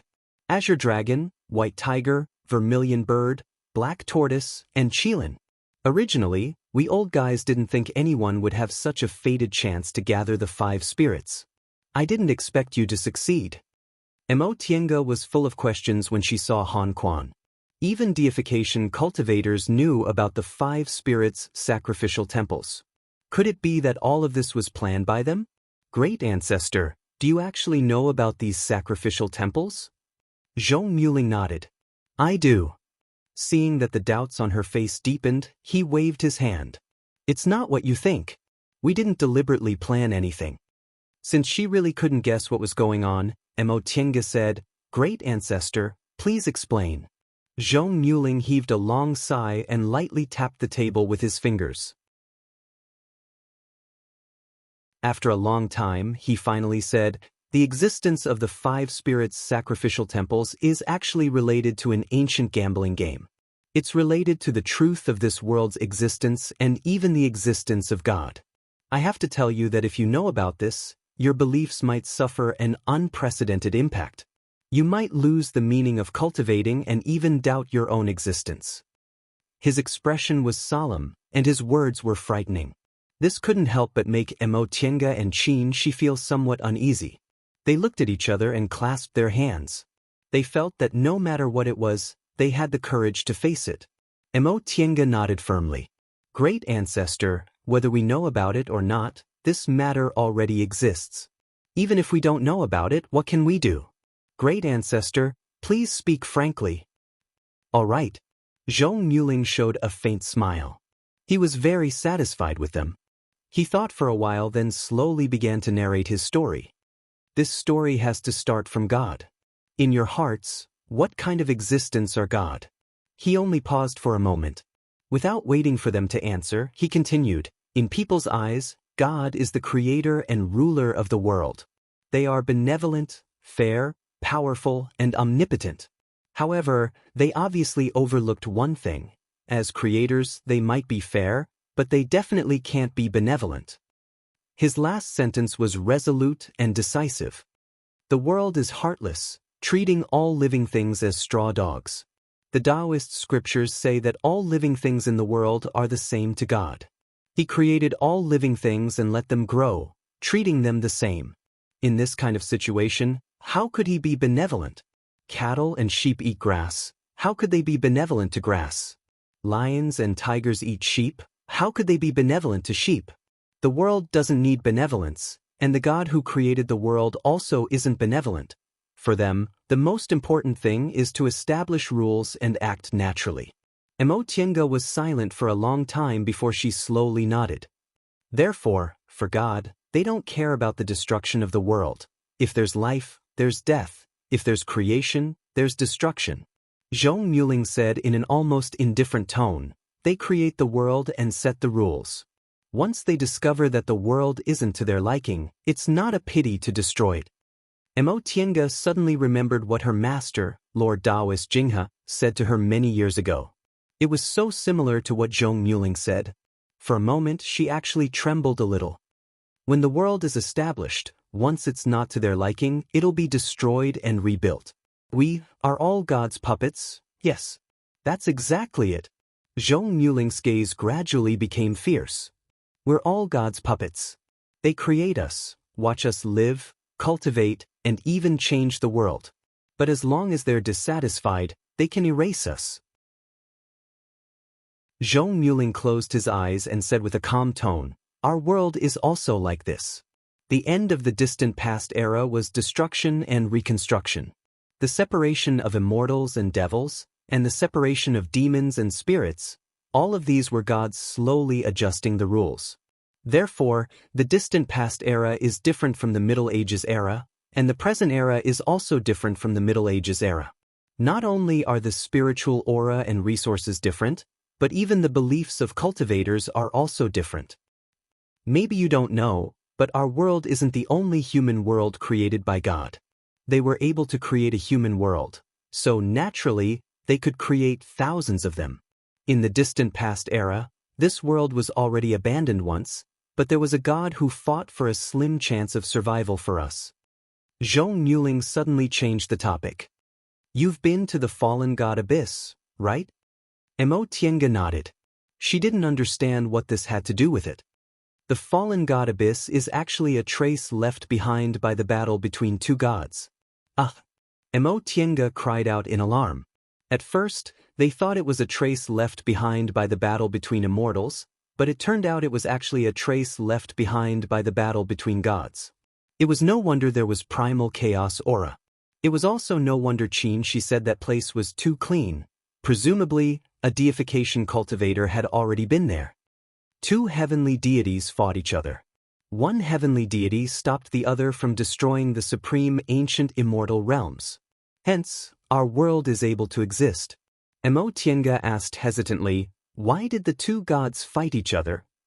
"Gods are also different," Zhong Muling said. "They have different personalities and different preferences. One god thought this world should be destroyed, while the other thought it could exist. In the end, the latter one. Maybe it was out of pity, or maybe it was out of love, but he stopped the destruction of the distant past era and made a bet with the other god." Mo Tiange's heart skipped a beat. She recalled how Hupa said this was a gamble, an unprecedented gamble. If they won, the human world would have a chance of survival. What was it? The gamble was whether living beings could save themselves. If they could, they would never take the initiative to destroy this world. Zhong Muling said this calmly. His tone didn't change in the slightest. In order to leave behind a chance of survival and win the gamble, that God used human hands to build the five spirits' sacrificial temple. He sealed this matter in the sacrificial temple, leaving the breath of the five spirits in the sacrificial temple as well as the devil cultivation method. He wanted to see if anyone could find out the truth. If someone found it, whether they were Taoists, Confucians, Buddhists, or devils, they would gain something. Zhong Muling stared at them and said, "Therefore, obtaining the inheritance of the five spirits' sacrificial temple or the primordial devil cultivation technique is the great way to heaven." This seemed to be good news, but Zhong Muling and Yuan Bao didn't have any smiles on their faces. This made them feel that the aftermath wasn't as good as they thought. She asked, "But since the deification seniors knew about the existence of the five spirits' sacrificial temple, how could it still be our turn? Why are the others still intact except for the Qilin sacrificial temple?" Zhong Muling smiled and shook his head. His smile was bleak. "Because it was too late. We discovered it too late. This gamble ended a long time ago. If we were cultivators from the distant past era, this would indeed be the great way to heaven. But we were born in this world. The distant past era was destroyed, and the great way to heaven was severed."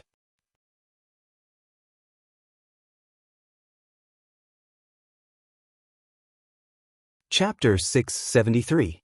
Yuan Bao, who had been silent the whole time, said softly, 100,000 years ago, there was a cultivator in Yunzhong called Fu Yaozi. He had been searching for the truth of this world. Through various clues, he found many records about the destruction of the distant past era. After he advanced to the deification realm, he found the notes of an ancient Mahayana cultivator in a divine palace. Only then did he know what the destruction of the distant past era was. Although the distant past era was destroyed, it was a normal reconstruction. The destruction of the distant past era was because the gods abandoned this world. Abandoned? Emotienga was a bit confused. Yuan Bao nodded lightly. Yes, abandoned. At that time, they wanted to completely destroy this world, but the result was that they didn't completely destroy this world. This world flourished again. The destructive power last time was too strong and damaged its origin, so the spiritual aura in our world became thin and spiritual objects were rare. Emotienga took a deep breath. She never thought she would hear such a truth. This is an abandoned world, Zhong Muling said coldly. No matter how we cultivate, we can't ascend. The deification realm is our final destination. That's why you can still see the 5-spirit sacrificial temple and obtain the 5-spirit inheritance. For us deification cultivators, these things are meaningless. It's better to leave them for later generations to see if there's a person destined by heaven who can obtain the inheritance and change this fate. But Emotienga felt she couldn't breathe. Since it's already been abandoned by the gods, how can there be a person destined by heaven?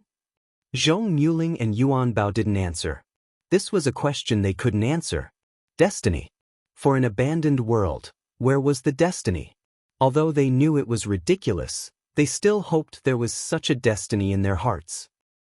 Even if that's the case, have you tried it? Can the 5-spirit inheritance and the primordial devil great technique really not reach the heavens? Emotienga didn't give up. Yuan Bao answered, "Why do you think we chose to be on duty at the Qilin sacrificial temple? Because the Qilin sacrificial temple was discovered first. Both the Qilin and the primordial devil great technique were inherited by someone else. They were the ones who discovered this." Zhong Muling said, "You should have heard of these two people. The one who obtained the primordial devil great technique is the #1 devil cultivator in Yunzhong, Demon Venerable Sky. The one who obtained the Qilin's inheritance is Fu Yaozi." He stared at Emotienga and said, "He's that master of yours." "Ah!" Emotienga exclaimed.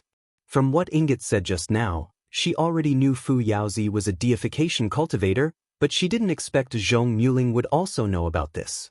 Zhong Muling knew what she was thinking, so he said, "Don't be suspicious. We weren't spying on you. It's just that you entered the Azure Dragon Sacrificial Temple and later, by chance, you entered the Vermilion Bird Sacrificial Temple, so we paid special attention to you. Soul formation cultivators paid special attention to it. Naturally, their entire life experiences could not be hidden." Emotienga didn't dwell on this matter. She said, "Even if I entered 2 sacrificial temples at the same time, so what? I'm sure all of your soul formation seniors have already entered. How could the mandate of heaven be so simple?" Zhong Muling smiled bitterly. "How could we not know this? It's just that I'm unwilling. I'm unwilling to be abandoned in this world where I can't ascend." Back then, Fu Yaozi and Demon Venerable Skylight searched every corner of this world and found the Qilin Sacrificial Temple. Each of them obtained one of the fated chances. Fu Yaozi obtained the Qilin's inheritance while Demon Venerable Skylight obtained the primordial devil steel. They soon discovered that these two things contained formidable power. If they cultivated them properly, they would surpass all the cultivation techniques in this world. This discovery was soon known by all the deification cultivators. After they advanced into the deification realm, they discovered that it was difficult for their cultivation levels to make any progress. It was almost impossible for them to advance again. Because of this, they began to search for clues about the 5 spirits. You should know that deification cultivators are very rare. Only 1 or 2 appear on each continent every several thousand years. Especially during their era, when the world flourished again, it had only been several tens of thousands of years. At that time, there were no more than 10 deification cultivators in the world. The competition wasn't too fierce. Moreover, even if they obtained the divine beast's inheritance and the great primordial devil technique, their path to heaven was still boundless. Therefore, they simply formed an alliance and agreed to find 5 sacrificial temples before dividing the treasures. At this point, Zhong Muling stopped and heaved a sigh. There was no need to say anything else. Mo Tiange and Qin Shi already understood that the alliance of deification cultivators naturally went smoothly. Unfortunately, after they found it, they immediately discovered that it was meaningless to them. Therefore, aside from the Qilin, the 5 spirits were still perfectly preserved. For several tens of thousands of years, people continuously advanced to the deification realm and people continuously learned the truth, but nothing could change. We couldn't contact the people outside. It seemed like we couldn't break through that invisible barrier in the deification realm. But in this world, we simply couldn't advance any further. The cycle kept repeating itself and became an unsolvable problem. Then, will our world still be destroyed? Mo Tiange asked after a long time. I don't know, Zhong Muling answered faintly. Maybe, maybe not. Mo Tiange kind of wanted to ask. If the world was destroyed, would they get the attention of God again and see the path to heaven? But she didn't ask again because she didn't need to and couldn't get an answer. The 4 of them didn't speak again. Yuan Bao sipped his wine intermittently. Zhong Muling sat in silence. Mo Tiange and Qin Shi looked at each other without saying anything. However, their tightly clasped hands were extremely cold. It turned out their long-term pursuit, the pursuit of millions of cultivators in the world, was just a dream, an unreachable dream? Do you still want to advance to the deification realm? After a long time, Zhong Muling asked, or do you still want to cultivate? Seeing that they couldn't answer, Zhong Muling didn't say much. He said, I'll take you back. When you advance to the deification realm, we'll probably see each other again. You don't need to pay attention to the Qilin's sacrificial temple anymore. It's just a boring game played by us old guys to see if anyone could really find it. Since you've found it, it'll be abandoned. Zhong Muling raised his hand and was about to create a space transporting gate when he heard Mo Tiange shouting, Great Ancestor, wait. He stopped for a moment and asked, Do you have anything else to say? Mo Tiange asked, There's still something I don't understand. Why did the 5 spirits' sacrificial temple's position only happen after the world changed and the continent shifted? Why did the continent shift happen? Is it related to me? Upon hearing her question, Zhong Muling's face stiffened. He showed a strange expression and finally said, You just want to ask these questions? This wasn't the main point, okay? Mo Tiange was a bit embarrassed and said, Great Ancestor, what you said is indeed shocking, but it can't be changed. These things have puzzled me for a long time, and I've never had anyone to ask. All right. Zhong Muling showed a helpless expression. In fact, this world originally looked like this. It's just that the destruction of the distant past era was too thorough, so it became like this. As for why it changed back, we can't answer this question in detail. We can only say that it's related to you. You activated the modified mysterious void cloud formation in the Vermilion Bird Sacrificial Temple, which affected the balance of space and caused the space to collapse. The 5 spirits' sacrificial temple is inextricably linked to this world, so it eventually caused the continent to shift and returned to its original state. I see. Mo Tiange nodded as if she understood something. She then asked, Great Ancestor, may I ask how long does a deification cultivator have? Why can a cultivator from 100,000 years ago survive until now? Zhong Muling was silent for a while then answered, Since the world has changed, the rules have also changed. In this broken world, deification cultivators are too powerful, so correspondingly, they can't meddle in human affairs. As for their lifespan, even we don't know how long a deification cultivator can live. Maybe they can even live forever. Do you have any other questions? Zhong Muling asked after he explained everything in detail. Mo Tiange shook her head. I don't have any other questions. I just want to ask Great Ancestor. About that cheap master of yours, right? Yuan Bao, who was standing on the side, interrupted. Mo Tiange nodded. Just now, I heard Senior Yuan Bao say that my master, Fu Yaozi, is already a deification cultivator? Yes, he's one of the first people in this world to reach the deification realm. Yuan Bao said somewhat sourly. Speaking of which, he and Zhong Muling had lived for several thousand years, but to Fu Yaozi from 100,000 years ago, they were juniors who couldn't be any later. Their seniority was lowered for no reason. Can I see him? Looking at her hopeful eyes, Zhong Muling said, I'll tell him. If he wants to see you, he'll come looking for you. Mo Tiange showed a happy smile. Thank you, great ancestor. Her expression made Zhong Muling feel a bit sour. You're very respectful to him, but you're not like this to me, great ancestor, great ancestor. Mo Tiange wanted to explain, but Zhong Muling waved his hand, indicating that she didn't need to explain. Go back. Although you already know the truth, you're not a deification cultivator after all. If you want to worry about these things, you still have a long way to go. With a point of his finger, a space transporting gate appeared in front of them. Whether we're still related or not, whether we can meet again or not, depends on your choice. Asterisk asterisk asterisk. After Mo Tiange and Qin Shi's figures disappeared, Zhong Muling and Ingot didn't speak for a long time. They already knew the truth, but they'd been free and unfettered for so long that they somewhat forgot how cruel this truth was to cultivators who pursued the great Tao their whole lives. Aling, did you notice one thing? What? Ingot stood up and sprinkled a cup of wine on the sea from the clouds as if he was holding a memorial for those brave souls who passed away in pursuit of the great Tao. The appearance of this girl changed a lot of things. 2 of the 5 sacrificial temples were destroyed, the world returned to its original position, and we even found a senior Qilin who was imprisoned in this world that we didn't know about.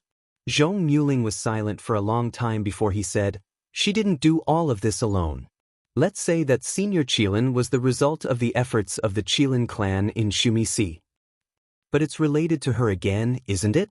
Ingot said, the person with the mandate of heaven doesn't change the world with their own strength.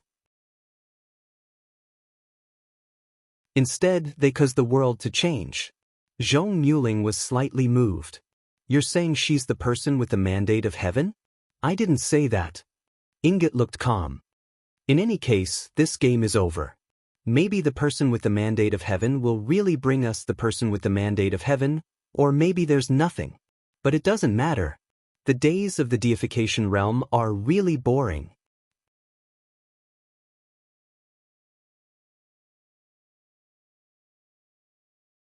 Chapter 674. Mo Tiange looked at Mount Taikong under her feet and sighed.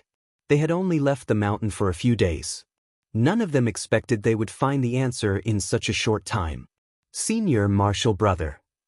She looked at Mount Taikong surrounded by immortal aura and asked, should we tell them the truth? Qin Shi shook his head. What should we tell them? That this world has been abandoned and there's no way to ascend? Forget it. Our deification seniors haven't told us this secret for tens of thousands of years. Why should we cut off other people's hope? Not everyone could bear the cruelty of the truth. The deification cultivators didn't say it because they had their own concerns. Mo Tiange thought about it and nodded with a sigh. That's fine.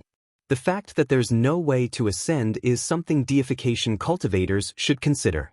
In thousands of years, only 1 or 2 cultivators have to face it. Let them always have hope. While they were talking, a streak of light flew up from Mount Taikong and swept towards them. The person stopped in front of them. The flight light dispersed, revealing an ordinary but smiling face. Martial Uncle Shoujing, Martial Uncle Qingwei, you're back so soon? This person was Wu Feishuang. After she advanced to the core formation realm, her Taoist name was Dingguan. Mo Tiange used to criticize this Taoist name in her mind. Wu Feishuang's personality was very similar to Lord Taoist Miaoi's. She looked kind but was actually very firm inside. However, Lord Taoist Miaoi gave her a Taoist name of Dingguan. Wasn't she cultivating to become a stone? That being said, Mo Tiange still sighed when she saw Wu Feishuang's empty left sleeve. She couldn't form a body before forming her nascent soul, but it wasn't difficult to make a temporary fake hand. However, she left her left sleeve empty as if to announce her determination. Things went smoother than I thought, Mo Tiange said vaguely. Only the Lord Taoists knew the purpose of their trip. The others didn't know, so there was no need to explain it now. As a junior, Wu Feishuang wouldn't ask too many questions. She bowed to them and said, "Martial uncles, please show me your identity tablets." The battle was getting more and more intense. Xianqing School's great mountain protecting formation was always on alert. No matter who they were, they had to show their identity tablets to enter or leave. After checking their identity tablets and confirming there were no mistakes, Wu Feishuang respectfully said, "Martial uncles, welcome back to the mountain. Don't stand on ceremony." Qin Shi waved his hand and entered the temporary entrance of the great mountain protecting formation. He then asked casually, "Has junior martial brother Lingxi returned to the mountain?" Wu Feishuang replied, "Reporting to martial uncle, this disciple has been on duty recently and has yet to see martial uncle Lingxi." Qin Shi nodded.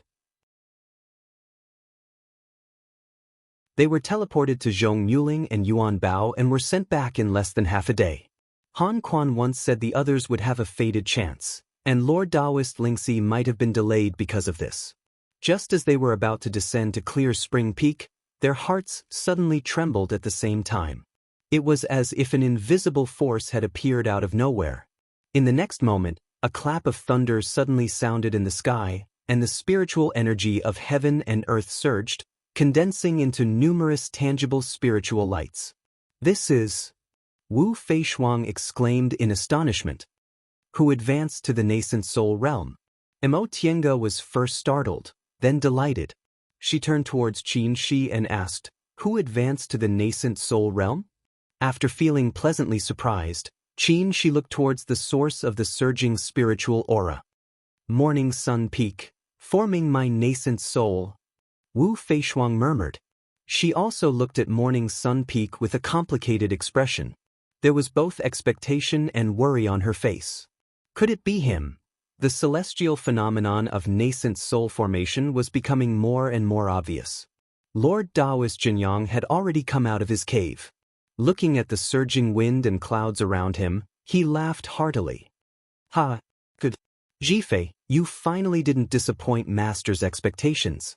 It was impossible for Lord Taoist Jinyang not to care about seeing Lord Taoist Jinghe's disciples forming their nascent souls one after another.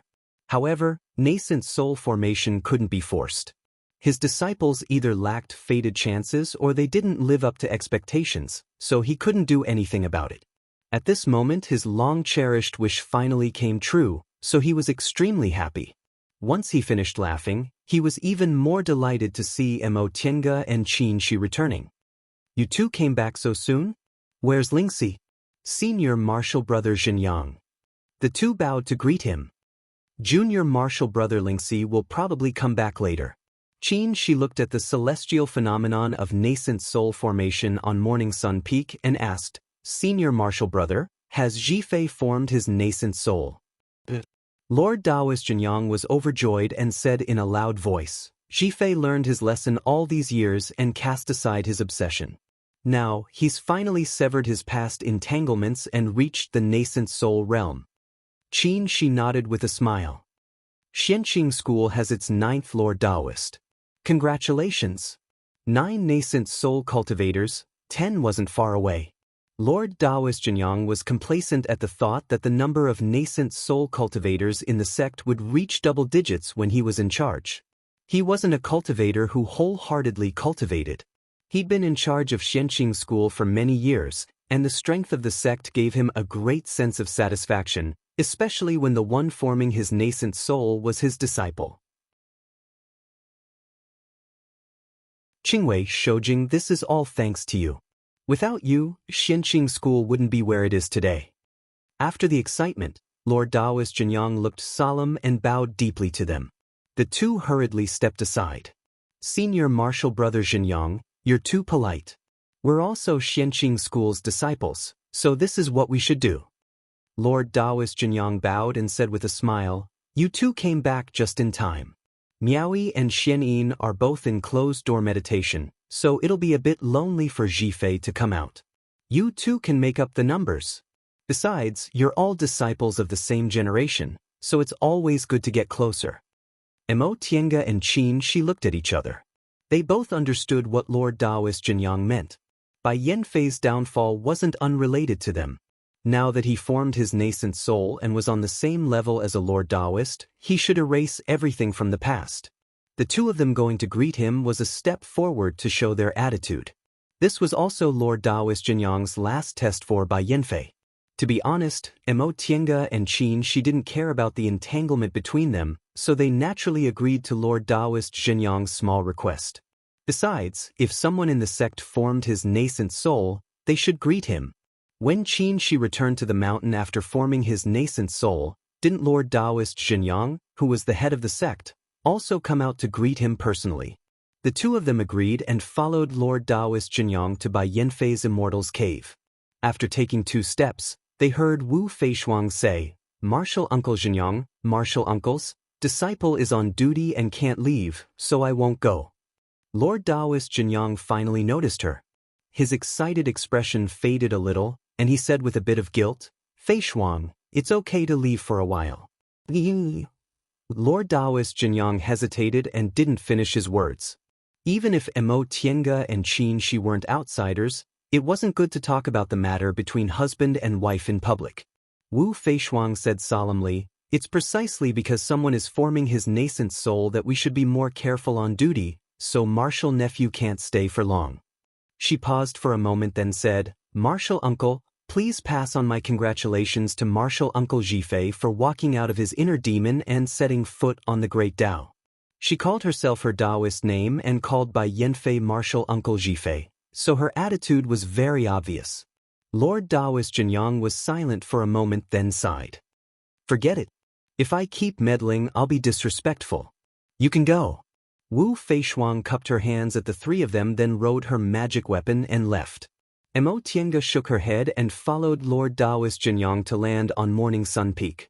Bai Yanfei's Immortal's Cave was right next to Lord Taoist Jinyang's Immortal's Cave.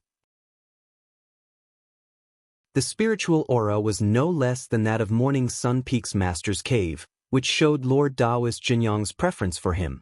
Mo Tiange couldn't help but wonder if it was because he was too partial to Bai Yanfei that Bai Yanfei took the wrong path. Bai Yanfei was different from them. She came from an ordinary family and had a rough childhood. Although Qin Shi was born in a prince's mansion, he was just a branch of the family and was far from being respected. As for Bai Yanfei, he was born the crown prince and became the head's favorite disciple after he entered the sect. He was too used to being spoiled, so he couldn't get up when he was frustrated.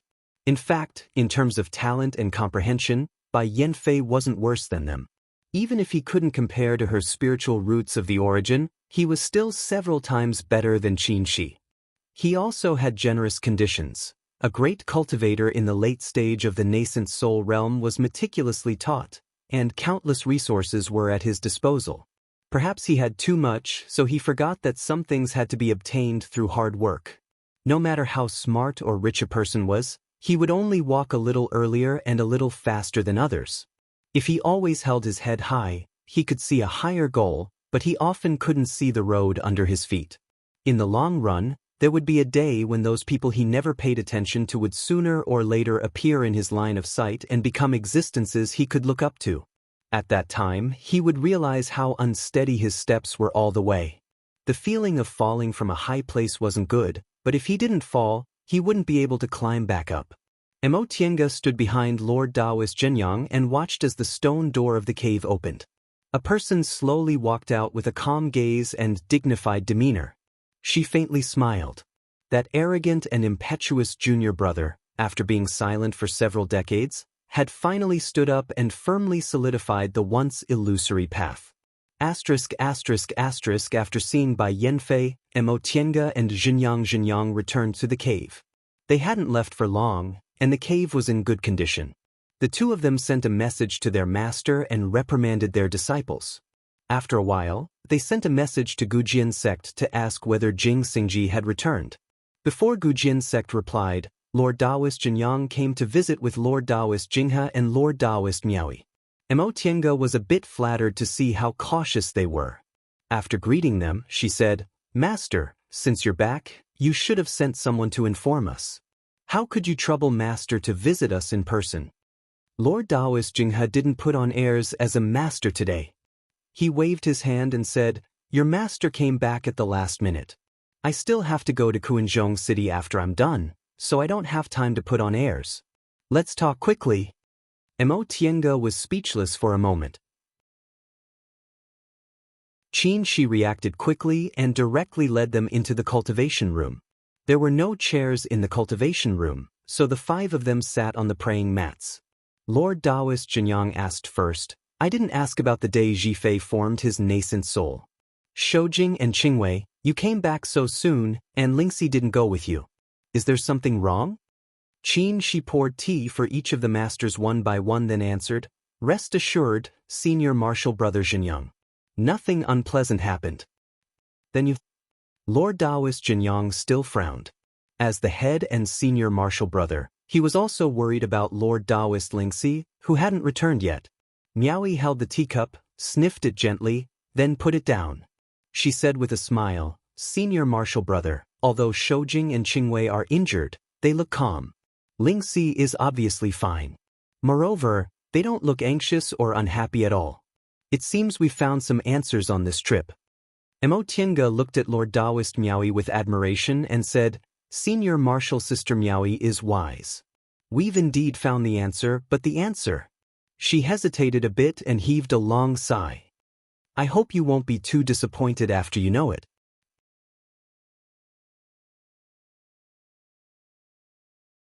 Chapter 675. All of this was just a gamble, Mo Tiange said seriously. Under the solemn gazes of the three Lord Taoists, Mo Tiange slowly changed the whole story. First of all, she told the three Lord Taoists everything about this trip, from the battle between the sea beasts in the Shumi Sea and the returning ruins sea to being besieged by dozens of demonic cultivators, to escaping death, and finally to finding the Qilin sacrificial temple. When we arrived at the Qilin sacrificial temple, we found that it was completely different from the other four spirits. Not only was it well preserved, but it also had restrictions that prevented us from entering. When we were at our wits' end, laughter suddenly came from inside the sacrificial temple. Who was it? Lord Taoist Jinghe asked impatiently. Mo Tiange stared at the three Lord Taoists and said, It was a deification senior. Lord Taoist Miaoyi exclaimed softly, A deification senior was dispatched? Lord Taoist Jinyang looked calm. Since it's related to the world situation, how could a deification senior not know? We were negligent before. Lord Taoist Jinghe nodded. Yes. Deification seniors almost never enter the world, so we ignored their existence. He paused and asked, Has a deification senior taken over this matter? Yes. Mo Tiange sighed and continued, Our worries were discovered by a deification senior, and they've been doing what we're doing. She didn't hide the fact that the sacrificial temple was built in ancient times and was related to the gamble between the two deities. She just didn't answer the question about what happened later and blamed everything on the deification cultivator. Deification cultivators never entered the world, so the three Lord Taoists only knew they existed but had never seen one. In the tens of thousands of years since Xianqing School was established, some people were lucky enough to witness the appearance of deification cultivators and left some words. In these records, deification cultivators acted mysteriously and were powerful, so the three Lord Taoists didn't doubt them at all. My great ancestor made it clear that deification cultivators couldn't intervene in this matter, so we were sent back. After Mo Tiange finished, the three Lord Taoists were lost in thought. After a long time, Lord Taoist Jinyang said, Since there's a deification senior, it's not something we can intervene in. Let's forget about this matter. Lord Taoist Jinghe stroked his beautiful short beard and sighed. It's a waste of effort. I'm afraid it won't go to waste, right? Lord Taoist Miaoyi looked at them with a smile. Since the two of you met a soul formation senior, did you get some kind of lucky chance? Mo Tiange shrugged and said rather regretfully, Unfortunately, there aren't any. You don't have anything? Dao Lord Wondercraft was slightly surprised. Entering a treasure trove and leaving empty-handed? That's not like you. Mo Tiange and Qin Shi glanced at each other. Both of them were smiling bitterly in their hearts. When they found out the truth, they were so shocked that they didn't know what to do. How could they still remember to ask for benefits? The fact that they were able to calm down so quickly and decide to continue cultivating was already a testament to their firm willpower. Lingxi was left behind by that senior Han Quan and hasn't returned yet. Could it have encountered something? Lord Taoist Jinyang began to worry again. Don't worry, senior brother Jinyang. With the Divine Transformation Realm senior here, junior brother Lingxi will be fine. Besides, senior Han Quan said in advance that he'd give them a fated chance. Junior martial brother Lingxi's journey was probably delayed because of this. Lord Taoist Jinyang nodded. I hope so. As he spoke, he looked at Qin Shi and asked with a smile, Shoujing, it's been more than 100 years since you advanced to the middle stage of the nascent soul realm. I've noticed that your cultivation level has improved recently, and there are signs of a breakthrough.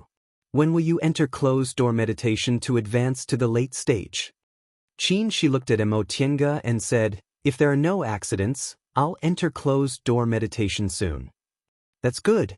The sect is thriving now, and the situation in the celestial pole is also stable.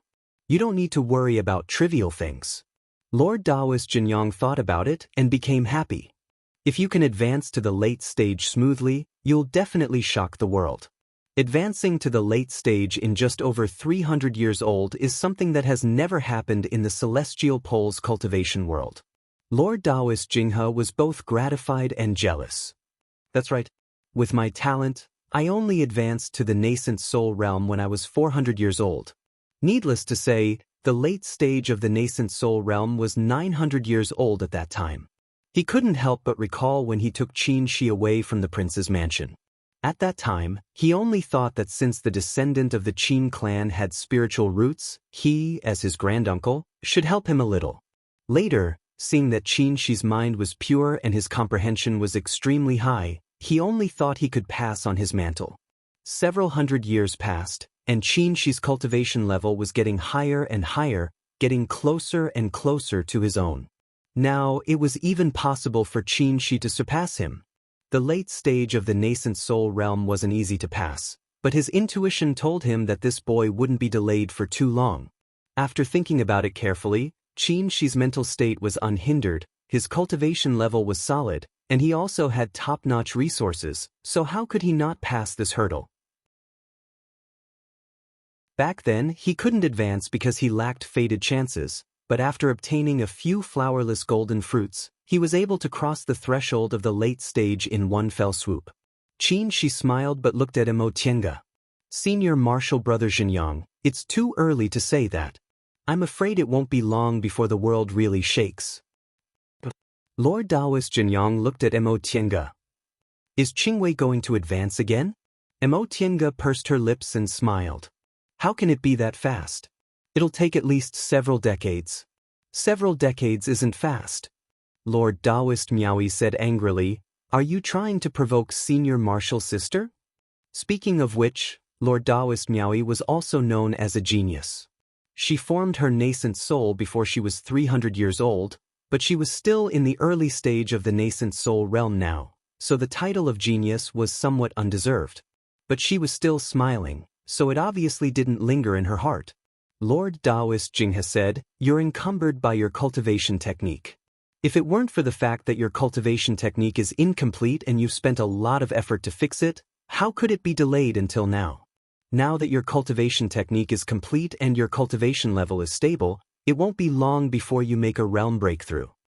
Lord Taoist Miaoyi nodded. Thank you for your kind words, senior martial brother. I hope I can advance in one fell swoop during my next closed-door meditation. Mo Tiange thought of Lord Taoist Xianin, who was still in closed-door meditation, so she asked, what about senior martial brother Xianin? Did you gain anything from your closed-door meditation this time? This boy is trying to advance to the middle stage, Lord Taoist Jinghe said with a smile. This time his chances are very high. Lord Taoist Xianin had formed his nascent soul for more than 200 years. His cultivation progress was similar to Lord Taoist Jinghe's. He always made steady progress. However, he was a genius with a single spiritual root after all. Even if he didn't encounter any heaven-defying fated chances, he could still advance to the middle stage. Shoujing and Qingwei are likely to advance to the late stage. Junior martial brother Huayan is already in the middle stage. Miaoyi and Xianyin are about to advance to the middle stage. Lingxi can't advance to the late stage, but he can advance to the middle stage. In addition, Yufei has just formed his nascent soul. Lord Taoist Jinyang carefully counted and was very happy. Our Xianqing school is so prosperous that our ancestors must be very gratified. Mo Tiange's explanation was finally able to smooth things over. She didn't need to talk about how they were going to look forward to the future. Before long, Lord Taoist Lingxi returned safely. Although he looked gloomy, he was still calm. As soon as he returned to the mountain, he went to visit the Immortals' cave in the extreme abyss. After talking with the two of them, he agreed with their way of handling the situation and told them that Ling Yunhe and the others had returned safely. Hiding the truth was also their joint decision. Before Nie Wushang returned to Shaoyang, she also asked him to pass on a message. When you advance to the deification realm, we'll meet again and open the path to heaven. Mo Tienge didn't expect Nie Wushang would pass on such a heroic message, so she couldn't help but feel heroic. Alright, we'll meet again on the day we advance to the deification realm. After a round of encouragement, Lord Taoist Lingxi went back to cultivate. He was fated to meet the cold spring. This time, he obtained a huge fated chance, so presumably he would also soar to the sky. A few days later, Jing Xingji came to visit. He still had a cheeky smile on his face and didn't look gloomy at all. His growth experience was more rough than many people's. If he didn't have a tough heart, he wouldn't be able to reach this step, so there was no need to worry about him. As soon as he sat down, he said, "Can you still resist?" She was very calm. "The two of us can resist half of it." Jing Xingji was very gloomy when he was stopped after just one sentence. "I knew I didn't need to worry about you at all." Mo Tienge smiled. Seeing fellow Taoist Jing like this, we're also relieved. Jing Xingji's gloominess was slightly reduced. After thinking for a while, he smiled again. "Forget it, I won't argue with you." He cleared his throat and said, "I came to tell you that we've decided to advance to the deification realm. What about you?" Mo Tienge nodded lightly. "Of course, we won't give up on the path to heaven." Jing Xingji smiled, his face blooming like a peach blossom. After a while, he stopped smiling and said seriously, "Qin Shoujing, I lost to you in the nascent soul formation realm, but not in the deification realm. Let's just wait and see." She smiled. "In a few days, I'll enter closed-door meditation to advance to the late stage."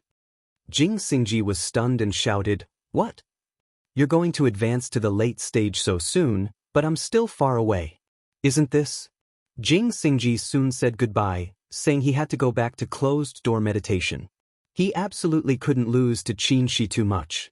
Soon afterward, Qin Shi and Mo Tienge entered closed-door meditation together to practice the yin and yang dual cultivation technique. This technique, which combined the art of Sunu, Taiyuan record, pure yang technique, and the art of 3 primordial cycles into one, made incredible progress. In less than 10 years, the two of them came out of closed-door meditation. Qin Shi had successfully advanced to the late stage and became a great cultivator in the late stage of the nascent soul realm. As for Mo Tienge, she benefited even more from it. The day she advanced to the late stage was just around the corner. When Jing Xingji heard this news, he beat his chest and stamped his feet. He then wholeheartedly entered closed-door meditation and never stepped out of Gujin sect. Lingyun also received news that Master Taoist Iron Mask passed away and Master Taoist Yuanmu was injured, so he had no choice but to take over the position of first seat, becoming the first middle stage nascent soul first seat in the history of Juyin sect. Speaking of first seat, when Qin Shi advanced to the late stage, Lord Taoist Jinyang intended to pass the position to him, but he refused. Others thought he didn't want to take the position because his master was still alive. Only Mo Tienge knew he wholeheartedly wanted to advance to the deification realm, so he didn't want to waste time and occupy the position of first seat. 100 years passed quickly. Kuang Zhu advanced to the nascent soul realm, and the number of nascent soul cultivators in Xianqing School reached double digits. Under Xianqing School's strong support, The demonic beast riot gradually subsided. All the demonic cultivators retreated to the southern forest. The demonic cultivators on the westbound continent were forced to retreat to the west because of the strength of the ghost cultivators.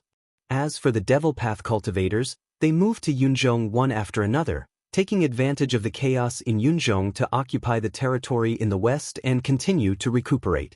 After 100 years of war, Yunzhong slowly calmed down. Many sects lost their inheritance in the war, and the power of the cultivation forces was reshuffled. Juyan's sect, on the other hand, stood firm. Although its power declined greatly, it firmly occupied the position of the number one sect in Yunzhong. As for Shaoyang, Nie Wushang once sent a letter saying that all the forces in Shaoyang had been subdued by her. Although it was still a barren land, it had a chance of survival. Only Yang Qingji's whereabouts were uncertain. She only occasionally heard that he passed by Fairy Feng Ning, the Grand Supreme Elder of Biyun sect, congratulates. Sect head Mu Jinglu of Lingshou sect congratulates. Master Taoist Sunglo of Tiandao sect congratulates. Lord Taoist Mingxia of Zhengfa sect congratulates. Venerable Swordsman Shao He of Gujin sect congratulates. The main peak of Mount Taikong was decorated with lanterns and streamers. It was even grander than the nascent soul ceremony. The disciples coming and going were full of joy, and the guests who came to congratulate had high cultivation levels. However, among these guests, only a few familiar names could be heard, such as Feng Ning of Biyun sect and Venerable Swordsman Shao He of Gujin sect. A man stood in front of the statue of the founder of Three Pure Hall on the main peak. He looked like a young man in his 20s. He was tall and had an ordinary appearance. His not-so-handsome brows carried a bit of fierceness and depth, and his gorgeous feather crown and crane cloak made him look very powerful. Fellow Taoist Mo, congratulations on taking over the position of first seat. When Lord Taoist Mingxia of Zhengfa sect saw this person, he immediately cupped his hands with a smile. All cultivators of Xianqing school were called by their Taoist names after they advanced to the core formation realm. This young man was obviously in the late stage of the nascent soul realm, but Master Taoist Mingxia called him fellow Taoist Mo. It was clear that the two of them had a deep friendship and must have known each other well. The young man smiled faintly and returned the greeting. He then cupped his hands towards Venerable Swordsman Shao He and the others who followed closely behind him. Fellow Taoists, it's my honor to have you all here. Please wait for a moment, fellow Taoists. The first seat's succession ceremony is about to begin. All the cultivators expressed that they didn't need to worry about it. Under the guidance of a Taoist child, they went to the side to wait. Right at that moment, with a sudden clap of thunder, the wind and clouds surged, and countless spiritual lights appeared on the 7 peaks of Mount Taikong. What's going on? The guests who hadn't sat down looked outside one after another. They were either in the core formation realm or the nascent soul realm, so how could they not see that this was a celestial phenomenon? A celestial phenomenon caused by a cultivator's realm advancement. Venerable Swordsman Shao He looked up and muttered to himself, if it's not the core formation realm, could it be that someone is forming their nascent soul? Thunderclaps, wind and clouds, and spiritual lights indeed looked like the celestial phenomenon of forming one's nascent soul. However, a faint, sweet-sounding sound rang out in the air, sounding like celestial music. Bowl-sized flowers sprinkled down from the sky like the legendary celestial Maiden scattering flowers. Whose celestial phenomenon of forming one's nascent soul is so strange? Lord Taoist Wuzhen, who was about to take over the position of first seat, frowned. He followed the flow of spiritual aura and looked towards Clear Spring Peak. Suddenly, he was pleasantly surprised. Could it be? He didn't have time to entertain the guests and immediately turned into a flight light, rushing towards Clear Spring Peak. One flight light after another stopped at Clear Spring Peak. At that moment, the nascent soul Lord Taoists of Xianqing School were all gathered in Deep Abyss Valley. Before long, the stone door of the cave opened, and Sang Yushu, who was already a nascent soul cultivator, walked out. He looked around and cupped his hands at his fellow disciples. Senior and junior martial brothers, please don't be alarmed. This phenomenon is a sign that master and master's wife have successfully formed their deification realm. The nascent soul cultivators were stunned by this news. Lord Taoist Shoujing and Lord Taoist Qingwei were the most outstanding geniuses in Xianqing school's history. This was something all Xianqing school disciples knew, and these nascent soul cultivators also knew that 400 years ago, the two Lord Taoists no longer appeared in front of people because they wanted to form their deification realm. However, in the celestial pole, there had been no news of cultivators forming their deification realm in the past 10,000 years, and the two Lord Taoists were too young, so they all thought even if they could form their deification realm, it would be a very, very long time later. They never thought that the two Lord Taoists would achieve their goal in less than 1,000 years. Deification realm. A deification realm cultivator appeared in Xianqing school. This news instantly spread throughout Mount Taikang, and soon, it would also spread throughout the celestial pole. In Shangqing Palace, the two most senior Lord Taoists in Xianqing school sat opposite each other on opposite sides of the chessboard. One of them was 1,800 years old, and the other 1,600 years old. Both of them were already old. If they hadn't taken longevity pills that could increase their lifespan by 500 years, they would have passed away already. Right now, their backs were still straight, and their temperaments were still sage-like. Only the tiredness between their brows vaguely revealed their age. Deification realm. These two little guys finally formed their deification realm. Lord Taoist Jinghe smiled and placed a chess piece. Yes, a deification realm cultivator finally appeared in Xianqing school. Lord Taoist Jinyang was very calm. He didn't feel anxious at all because his juniors had already formed their deification realm while he was still stuck in the nascent soul realm. Shouldn't the two of us also work hard? Lord Taoist Jinghe said, we don't have much longer to live. Haven't we been working hard?